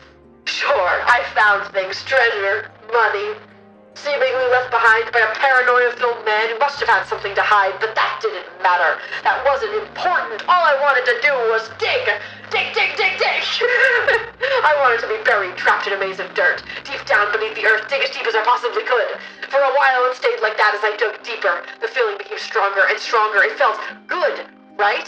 I was aware enough, for a while at least, but I know that shouldn't feel good. Eventually, I made it to the bottom. It wasn't the bottom. It couldn't be the bottom. I still needed to dig. I needed to go deeper. But there were tunnels, so I wandered off down one that a hole opened on top of. There was a massive creature at the bottom. I think it should have been a mole. It was huge, much larger than a mole should be. The first one I managed to slip past. My head felt a bit clearer in a good way, not an empty way. I still craved to dig, however, I wasn't able to. The ground in these tunnels was made of solid rock, too solid to break through. But I had no choice but to keep wandering through these tunnels as the hulking beast stalking me. They weren't exactly sneaky. Massive creature, 2-3 times my size, but they were shockingly fast, shaking as the ground they stomped through the tunnels. Eventually, through these corridors, I found a vast cavernous room. It was too big compared to the cramped tunnels I had dug. I made my home. I had never been afraid of large open spaces before, but it seems that things change. There was a chest on the opposite end of the room. I recalled an advert that led me to this point, said there would be treasure, so I hesitated for a moment, but then the greedy and curiosity filled me as I crossed the room. I don't recall what was in the chest, but I think I opened it. However, I have no recollection of what it could have been in it. The next thing I know, I woke back up at the surface, a shovel still in my hand. I have no recollection of how I got back to the surface. I suppose part of it could have been a dream. It all felt very real, though. And the hole is still there, so I know that part must be real. The moment I regained consciousness, I felt as though everything had gone back to normal, although the urge to dig quickly returned,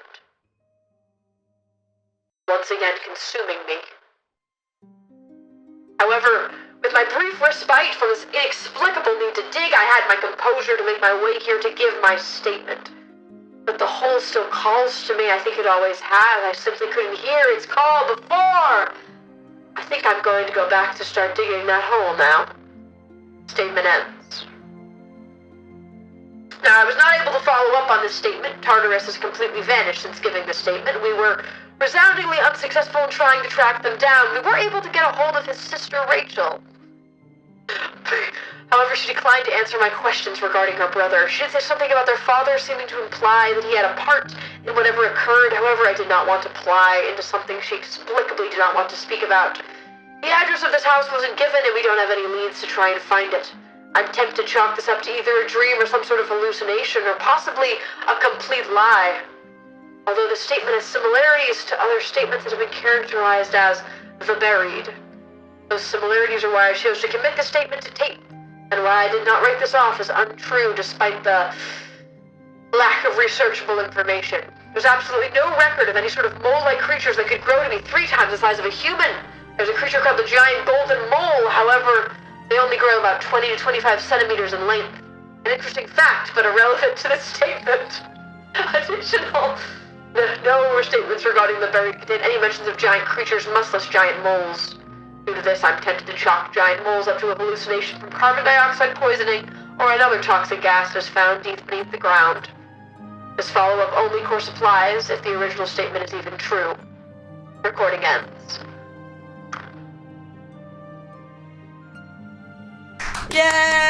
Yay! Dig dog, dig dig dog, dig dig dig dig dog.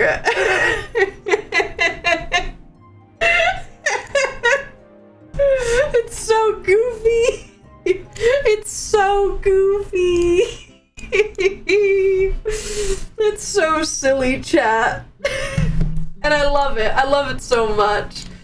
Okay, chat. Let me, like, knock off some of the ones that I've read. Okay. We did, this one and this one. Okay. Alright, chat. Let's do another dramatic reading, shall we? Actually, how short is this one? We could probably do this really quick. Yeah, this is short. Let's do this. This is fun, and we haven't done one yet. So here we go, chat. This, okay.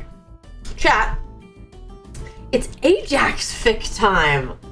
This song is called, not song, fic, is Don't Look Up to Me, I'm Not As Tall As You Think. This is an Ajax and Reiko fic that looked very interesting.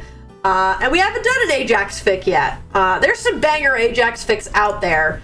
Some of the storm-related ones I really enjoy. But I didn't pull any of those.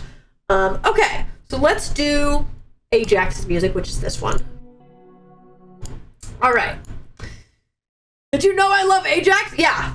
So this is by Ember. This is angst, I will say. This is, there's no, like, trigger warnings or anything like that, but this is angst. It's pretty short, though, so we're just gonna do a little guy really quick.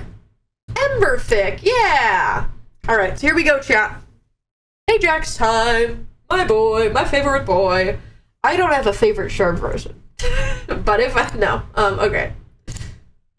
This is Don't Look Up to Me, I'm Not As Tall As You Think.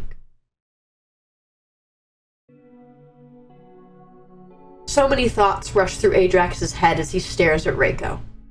There are so many cruel words they want to say to them, but they bite their tongue. He knows it'd be better if the last time they see each other doesn't devolve into yelling. The last time they see each other. It hurts to think of it like that. But he's just being realistic. They're never gonna get out. Hell, they'd never even try if they weren't sure Ronnie and Emmy could go with them. Reiko uses his warp scroll and disappears. Lightning sparks beneath their armor as Ajax sobs. Emmy puts a careful hand on their shoulder, expecting a static shock that doesn't come. Sorry, they mumble. I'm gonna go lay down, I think. They don't hear what she says. The sound of crackling electricity fills their ears. Sometimes they hate this armor. It contains the lightning. It keeps them trapped. Lightning is not supposed to be contained. It wants to spark and crackle and lash out at people. Just like them. They want to yell and scream and fight and hurt people. They really just want to be held and told that everything will be okay. Not to worry, Ajax, because I will never leave you. Everyone leaves. They can take care of themselves. They've won countless death games, and when it comes down to pure skill, they have the competition in that bag. They are Ajax Zephyr, and they do not get attached to people. They miss Ronnie. They wish he didn't leave him. They wish he didn't have to deal with two people they love leaving in 1 week. The smell of petrichor floods their nose. Their grief churns and changes, jumping between anger and pain in the split seconds it takes for lightning to strike. They wish it was raining. They wish there were no windows in their house, but they can tell it isn't and they miss it.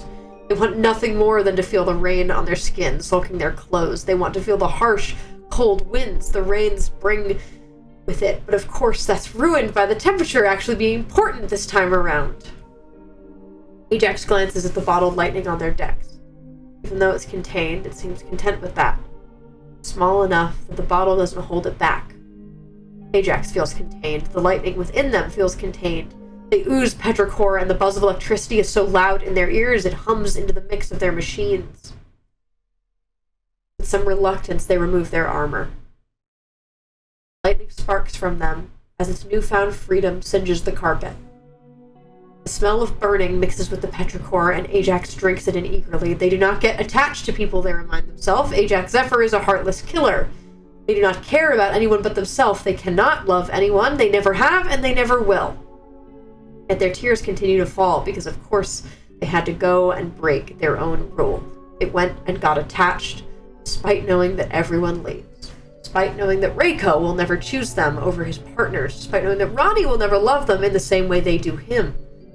Despite knowing that even though that they have the potential to love, they do not deserve to be loved in return.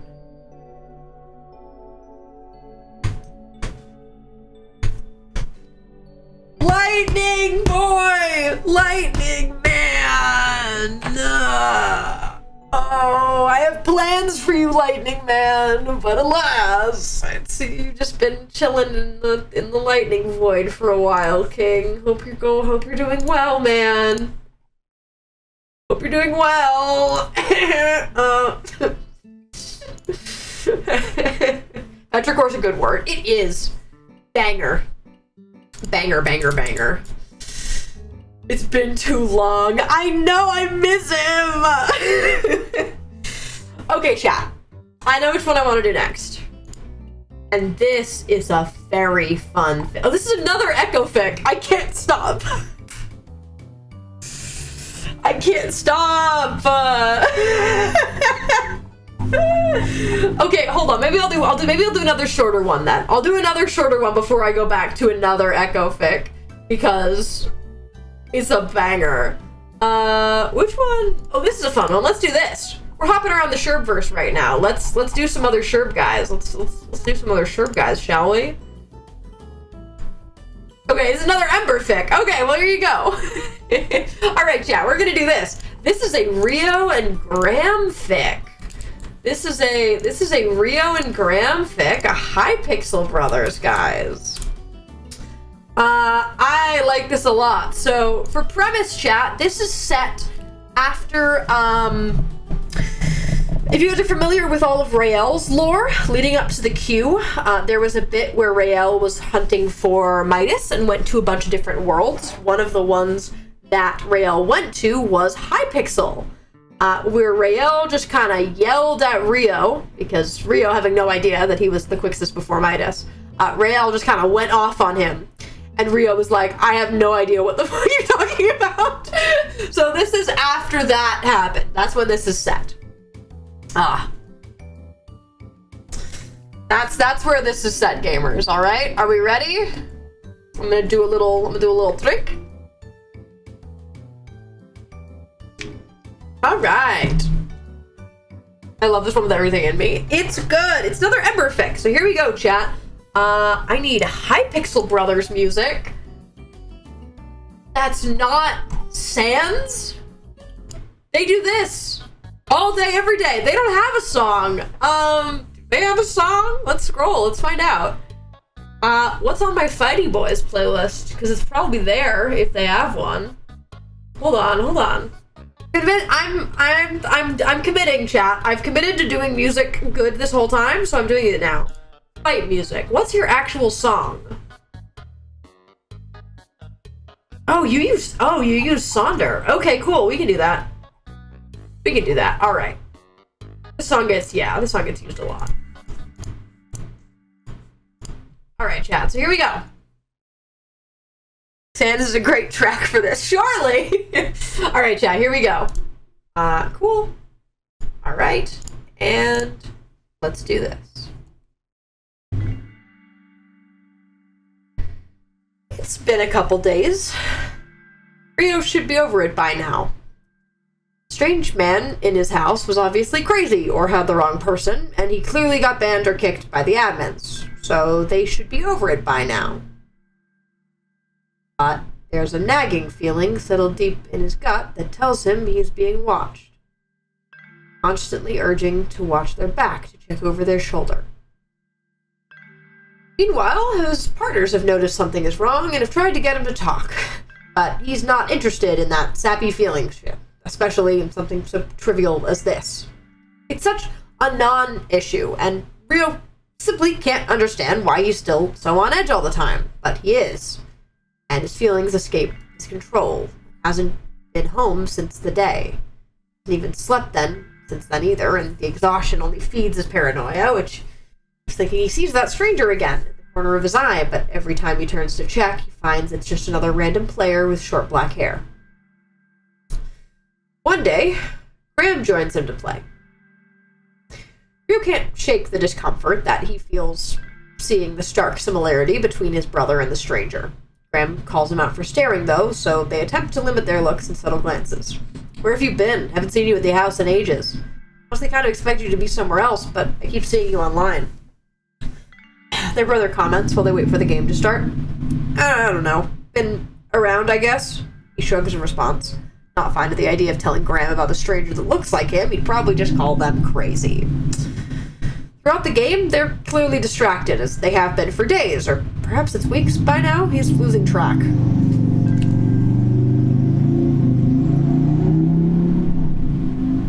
Thank you. Sorry. And Graham teases them for their less than typical performance. When the two lose, it's not even getting close to first, and he only pushes them some more. Okay, that was entirely your fault. What is wrong with you today?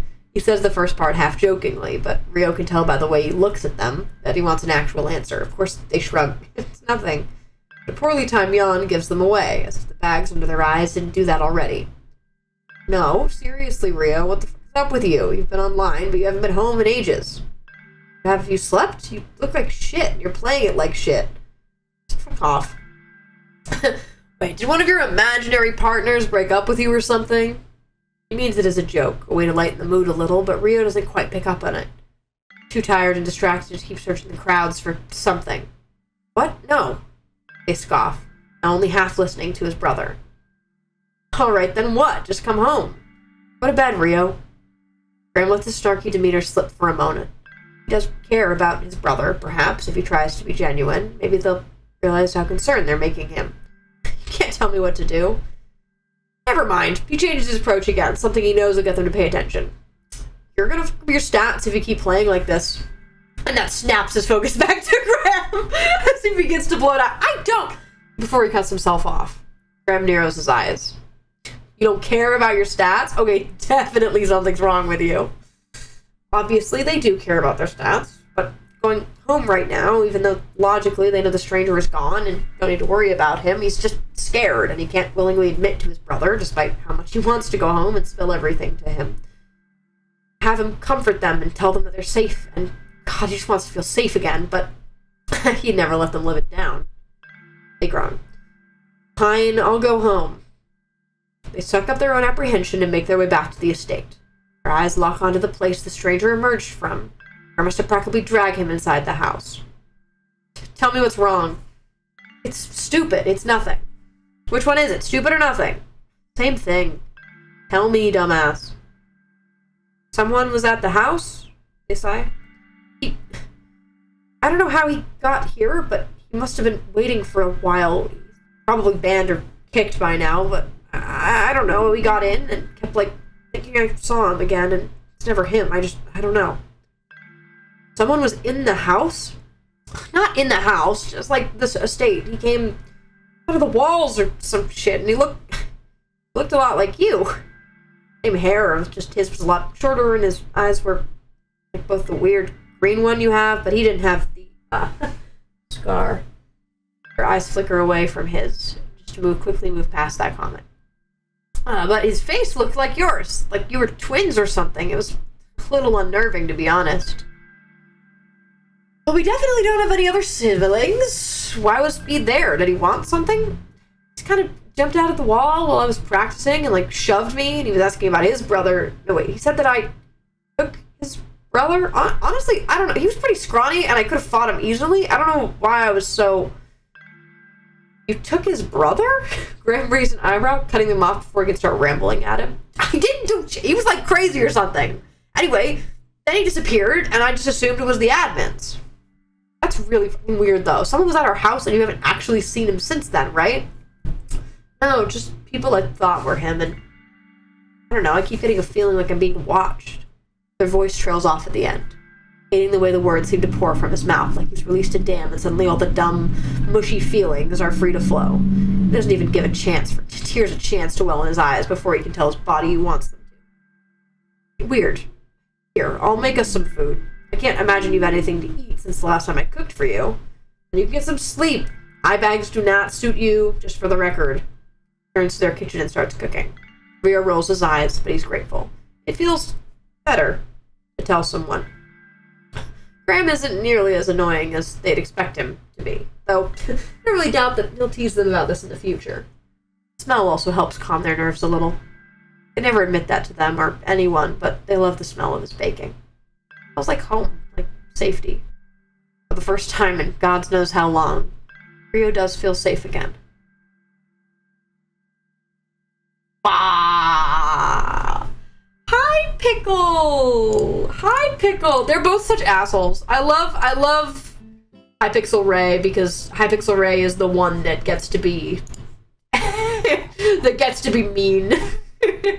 Hey, it was like, I need a mean one, and I said, yeah, let's do it this guy. Oh, that's so fun. That's so fun. Alright, chat.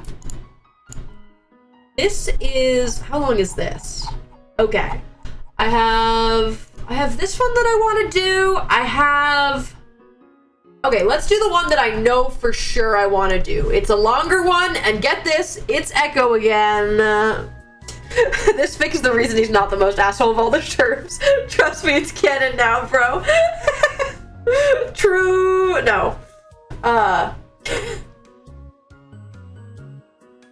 chat. Next fic is the last one that I know I wanted to get in today, which is a really interesting fic that I really, really like. So, chat, this is If a God Tries His Hand at Art. This is a Fable POV fic, and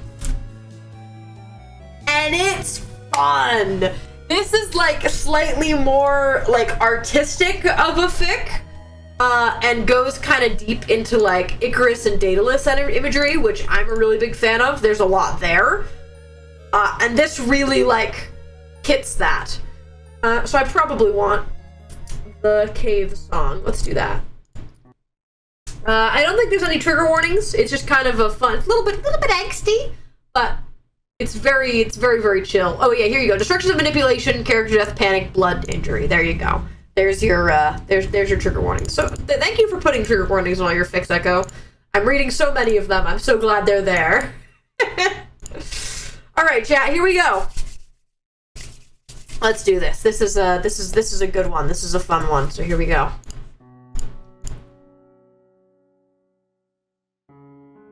An artist who is careful and meticulous with their craftsmanship. Fable, at one time or another, might have considered himself as such. He was calculated with his words, and thoughtful of his actions, all in order to achieve his goals. Icarus was one of these careful calculations, a perfect specimen to showcase his abilities.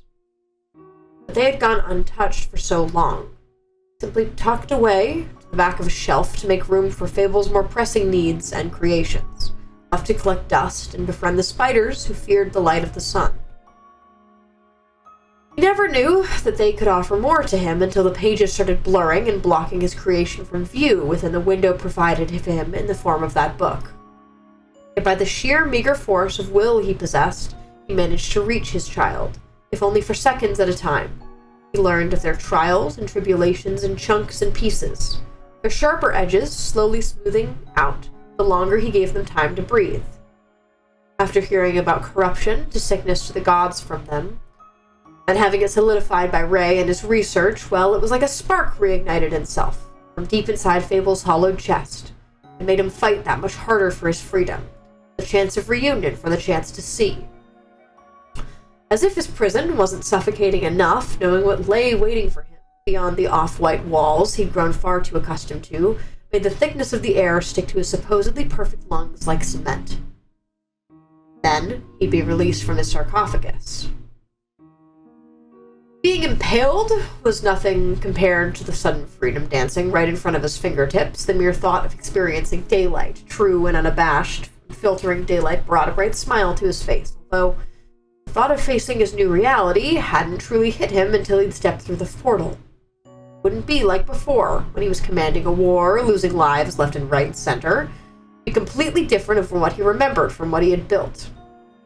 Comprehension had dawned on him like battle armor, aggressive and glorious with his intentions. From the beginning of his time in Lodestar Grove, He'd been exposed to an unknown beacon of power, something others called Quixis. Along with that, from what he could tell, what had seen the most aggressive or active beacon he'd ever seen, which intrigued him greatly. The implosion of this power painted on the child's walls alone showed him how strong the supposed entity was. He visited Icarus's pond and saw an echo of a being he could only fear or dream to be. These were his largest reference points for the otherworldly collapse of his own work. Other instances occurred, and each time, Fable found it proven that the power needed to be controlled or snuffed out altogether. He secretly preferred the latter, and all it represented. So his mission shifted, and he got to carving. Another skill asked of craftsmanship was flexibility. Fable wasn't one to work with wood. It was far too rigid and structured in its ways. Instead, he enjoyed the art of sculpting. Clay was smooth and malleable, something to be worked and played with only until the artist could be satisfied with their own work to call it complete. He simply had to work Icarus like clay, rather than whittle and chip away at them like wood. Luckily, his child made this rather simple. He watched them for quite a time in purgatory, seeing how their story shifted and changed around them from what he could catch glimpses of. He analyzed how they reacted with a heart full of cracks and a tongue full of knives, but he memorized each response fueled by emotion and every decision driven by guilt. That was the Achilles heel, a weak point. Guilt. It followed Icarus like a plague. Guilt about corruption and its effects on their loved ones, guilt about a woman named Haley and her death made from piercing fury and a maniac needed to be seen.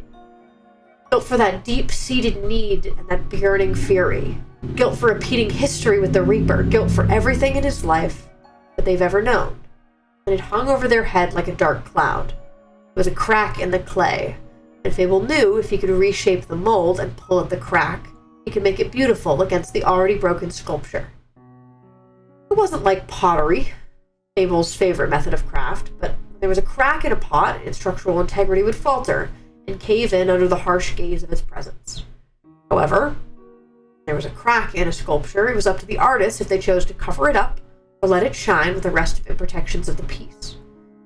As much as Fable hated imperfections, as much as he loathed mistakes, he also knew one could be used to amplify his work. So he shaped the clay until his fingers felt like they may be capable of bleeding. He fed them validations and praise where they craved it, but withheld enough where they soon came crawling and begging for more. It was a similar pattern as to when they were a child, constantly seeking out some sort of approval, some sort of acceptance in this world full of rejection and denial. It would have been amusing how the tactics he once used to hold off a clingy offspring would still work all these years later, or for the constant setbacks of their loved ones. All those who didn't favor his company, or had grudges with him in the past, or simply refused to hear what he had to say, made his falsified insides squirm. It was irritating, having to keep a constant eye on more than just the happenings of Icarus, because one person, one throwaway line, could send his whole masterpiece crumbling down. If Icarus could just cut everyone off, his life would be far easier. Every stranger to him would be a stranger to Icarus, if only by extension alone. The urge to simply make Icarus listen to him, by whatever means he deemed necessary, boiled under his too perfect skin. He had to bite his tongue, however, because if he snapped the strings tied to friends, snapped the string tying him to Icarus, therefore losing his grip on so much unharnessed potential. And that would be a waste of time, and frankly, a waste of precious energy. It was far easier for him to nurture and care for them like any decent father would, to gain their trust. Fear wouldn't work in this delicate situation, as he'd come to learn. He couldn't push them and yell at them until his vocal cords appeared raw, because he would simply run from them. In any case, he didn't need them to be afraid. He needed them to be complacent, hanging on his every word like it was pure, unwavering truth, meaning he had to keep them close. The best way to do this? Pray. Now, he had a harder shell to crack.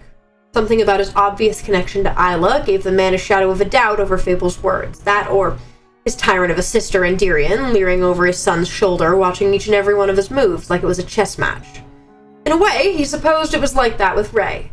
The moves had to be far more distinct and direct, making his believed intentions clear to the man who favored facts over feelings. That is, until the meltdown in the library. That specific day had been the perfect opportunity for a proper foundation to form, and a bond to be wielded with the steadiest of hands was placed in his palms in a matter of moments. With that bond was the guarantee that Ray's memories would not cause hindrance to his plans. With that bond came the beginnings of a loving family, a family he could present to Icarus, knowing that they would jump at the very thought of being seen in such a light. Hold on. Go there.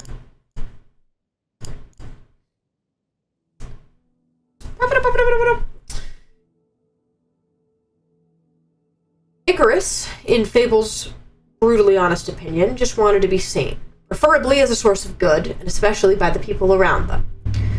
The people from what Ray liked to call the Endstone Reset. They had tried and tried countless times to be viewed as a good person by others, only to fall just short of the margin. With the help of one too many fast mistakes, the failures ached and creaked in their bones, every shift of movement sending them streams of reminders flowing through their skull.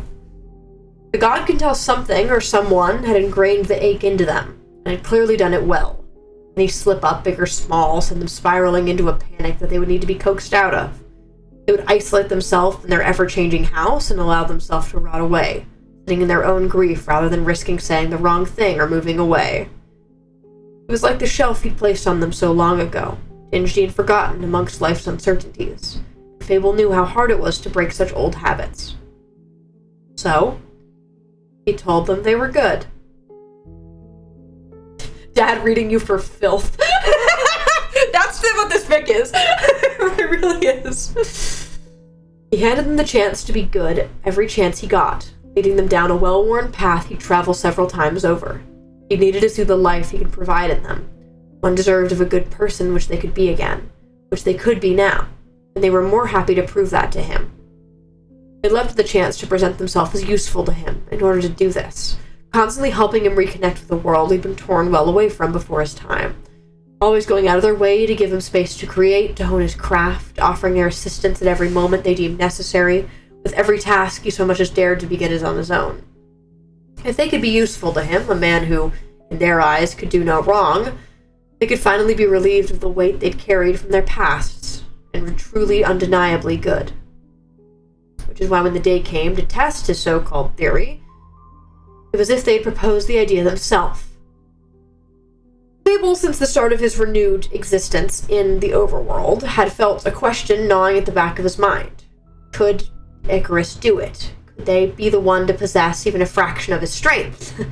Or would he be correct in assuming their use would live and die by Quixus's hand? Could they control this untapped raw power, or would they simply be an access point to the real light at the end of this painfully dark tunnel? In short, was Icarus more than he'd grown to believe? Part of him was nervous, if one could call it that. Any decent artist knows their salt not to work over with their clay, as it could result in more cracks and bruises to the point where the pieces become no longer salvageable. The strength of that clay weakens, and it trembles under the too confident hand of its creator. It writhes and whines and pleads for a break until it does just that. If he worked Icarus too hard, too much, they could split under the weight of his expectations, like they did with all the other weight they forced upon themselves. He couldn't simply lose this much progress, not when he was this close. So he had to remain humble. He had to start small, not wince at the word amateur in order for this to go well. So he went back to his roots. An example of his humility. The altar. The cave of first breath. This is the place where he just started it all. He had an artistic vision for the perfect sculpture. His masterpiece. In that cave, meaning it was the perfect place for Icarus to discover theirs. It felt so natural to be back here, practicing his already impeccable technique in creation. When he made a tree he could have created when he took his first breath, he had to suppress the guttural roar in his throat when Icarus could not do the same. It was fine. He said as much to his child. He just had to go even simpler, even more novice, like he could have done it with no power at all. He went slow, spelled out the instructions as if they were a kid again, watched them as if he had so long before this. Nothing came of it, not even a flicker of what Fable had. He'd been right all along. Then Quixus made an appearance. The ground beneath his creation shifted and glitched into unnatural patterns right before his eyes. He felt a jolt of something in his sternum, something deep, slightly far off, understanding that this was far more connected to Icarus than he'd originally anticipated, tied together tighter to himself than to them than he was himself. It was in that moment that he knew Icarus would need to use to control that power for him, be his access point in the truest sense of the word, and it was the only way now. I'm just gonna pause. The freaking power stream, man! Ugh! I had a vision for that, and I said, Daniel, I'm gonna tell you this freaking, I have a plan, and we're gonna, the power stream.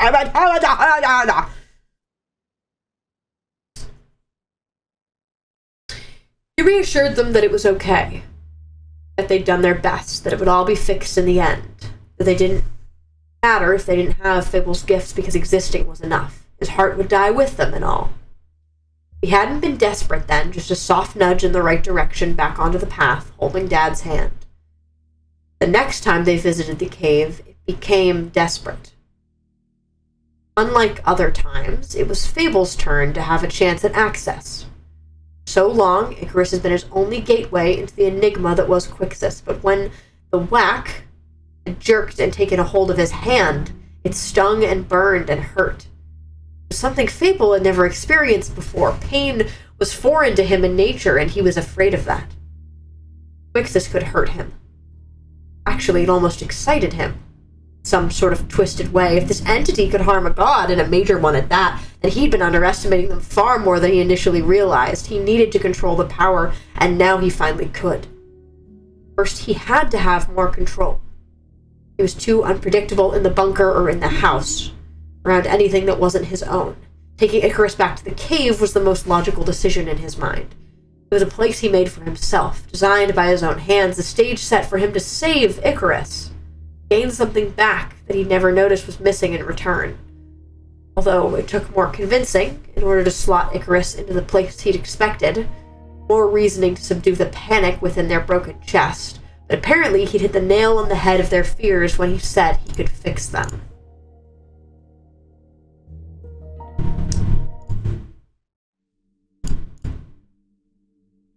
He understood that Quixus was connected to dimensions, if Ray's ramblings were anything to go off of, and everything was clicking into place. Quixus had been around for some sort of significant time, causing disturbances and disarray in Icarus's life for most of that time. As if he could, as he put it, pull out the portal that acted as a string attached to the life forces of Quixus and Icarus to one another. He could then fix every problem they'd caused. That was the selling point. And when he pulled at the power Icarus in his child's chest was unimaginable. Worlds collided and exploded into vast seas of color before his eyes. They glowed brighter than any light he'd ever gazed upon previously, bouncing off decayed white walls as if they were unaffected by sight. Everything was crumbling, but as it fell, it remained almost ethereal against the harsh deconstruction around them. It was everything and more that Fable could have imagined, and he needed to free his child from the burden of it. His power would save him, save everything. It would give him the ability to make more realms as his canvas, but entire primordials. He could reshape and design life into something fitting for his artistic vision. Humility be damned. He could do it with the flick of his wrist. That is, until the Reaper interrupted his revelations. Centros was stubborn, if Fable had anything to say about him. From Purgatory, he'd shown his true colors, all seemingly in a similar shade of violet, when he'd stabbed him at first glance. He was nothing more than Endyrion's pawn, to be reused again and again as she saw fit. Being Icarus's watchful guard became far more difficult with him around. Pulling them away from the man's deceptions and attempts to stray them from side to side was easier said than done. Fable could not deny the traumas the pair had suffered in lives they had not seen, seemingly bonding them together despite all odds and sense. He had to work twice as hard in order for Icarus to remain unfazed by the Reaper's words. More praise, more attention, more of everything that Fable needed to give was always their first priority, and Centros fought just as hard. However, to the point where Fable had almost given him credit for his efforts. And it all came down to one moment in the end. Every tactic, every ploy, every comment Fable had ever made had come to head the second Centros faded from the world. Dying by Fable's now bleeding hands. He turned out to be more than a pawn, he realized. He died a hero.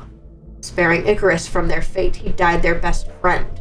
shattering their whole world, their whole purpose in a matter of moments. To add salt to an open wound, he managed to make him mortal. That was a fate worse than death in his eyes. Mortality was something weak, something someone like him would never have the misfortune of experiencing, yet here he was, bleeding out from a gaping hole in his chest, the Reaper stripping him of his godliness. He had been so close to gaining the power he could have never hoped to bear witness to. Icarus would have suffered for a moment, he would have died for an instant until he could achieve all that he set out to do, and they would have been back. Although, if Fable was honest yet again, it would have depended how useful his child was when it was all said and done. But none of that mattered now, because he was mortal and thrown several step-backs from that point. And Icarus was enraged. It seemed his clay had cracked beyond repair. It was a sad day when an artist lost their work after so much time. So many carefully crafted parts and sections coming together, only to fall apart in the end. After all of that effort, the blood, sweat, and tears were poured into something that amounted to nothing. It was heartbreaking. They yelled at him, cried at him, wailed at him, all for an explanation he could not provide. Why he had done what he'd done? Why would he do this? Why had they ever trusted him? Why had they let them break so easily? How had everything come undone so fast? It didn't make sense. It would never make sense. He couldn't let it make sense. Fable had to pick up the shattered pieces of Icarus and simply put them back together. Be flexible like any good craftsman was. Gods, he could even let them help. After all, he'd made it very clear he'd wanted to fix things. Maybe they could serve a purpose, considering he would need them now more than ever in order to get what he needed. They could work side by side, father and son, and stitch the world back together. They could repair the sculpture. They could make it beautiful again. At least that's what he told them they could do. As long as they believed they could fix everything, could bring back the dead, get rid of all that together, then that was all he needed. It almost made him proud the way they came crawling back for his approval yet again. As Fable rambled about his plans, dissuading them from whatever they claimed to believe, he watched as they nodded along, his word becoming truth once more. Belief in the ability to repair so many cracks and sharp edges like he'd done with Icarus had lost the light in their eyes and came back to life like a breath of fresh air. Centros wasn't dead, of course he wasn't. Never mind the fact that Fable's hands... Too much. Never mind the fact that Fable's hands were covered in more than his own blood. Never mind how Icarus hadn't watched the horror painted all over their faces. Their own father had smashed the Violet Reaper's head into the stone ground. If he simply hadn't intervened in Fable's affairs, he would have lived, naturally. Their father hadn't killed anyone because no one was dead in the first place. Sure, it wouldn't be like Haley. From what he could assume, bringing back the dead was a sizable enough comfort for his child that it would pay off. He just needed them to last until they could attempt removing the power attached to them again. He could try again at all. In any case, Centros would be alive again, like he would have been if he hadn't interfered in the first place. He knew he didn't have the full picture. He could feel it suddenly in his very broken bones, but Icarus didn't either, and Icarus just wanted to be useful to him, to believe him, because his world meant more than a god's life. Primordial's life, for that matter. To be useful was to be good, and to be good was to be valued, and isn't that what any decent mortal would want? They were off to a good start. Handing him the Reaver after talking about pangs of mortality, he could suddenly feel coursing through him, not even flinching as Fable told them to keep quiet about Centros. He seemed skeptical about the idea, seeing hiding the truth about him as lying to the rest of the grove, but Fable assured them it was for good reason. A white lie to spare someone's feelings was harmless in the grand scheme of things, because no one would understand. No one could ever understand the depth and meaning behind what Fable sought to achieve. The Reaper would be dead for a beat, just like Icarus would have been. How long that beat was up to him and him alone, but others would be upset that he was dead at all. None would get it. An artist's vision was made from madness and chaos, making the world around him make sense in a nonsensical way. It was poetic like that. He had goals, calculated and careful, that he needed to reach, as simple as that. Others just had to trust the process. It all makes sense in the end. Everything would. Everything would be fixed. His ideas would come to fruition, full glory of ethereal beauty. The world would be his new reality, as this one had become his. But this time, nothing would stand in his way. Banger, banger, banger, banger! Oh, man! Oh, you know what I mean? You know what I mean, chat? Banger fic. It gets 5 big boom. That gets 5 big booms.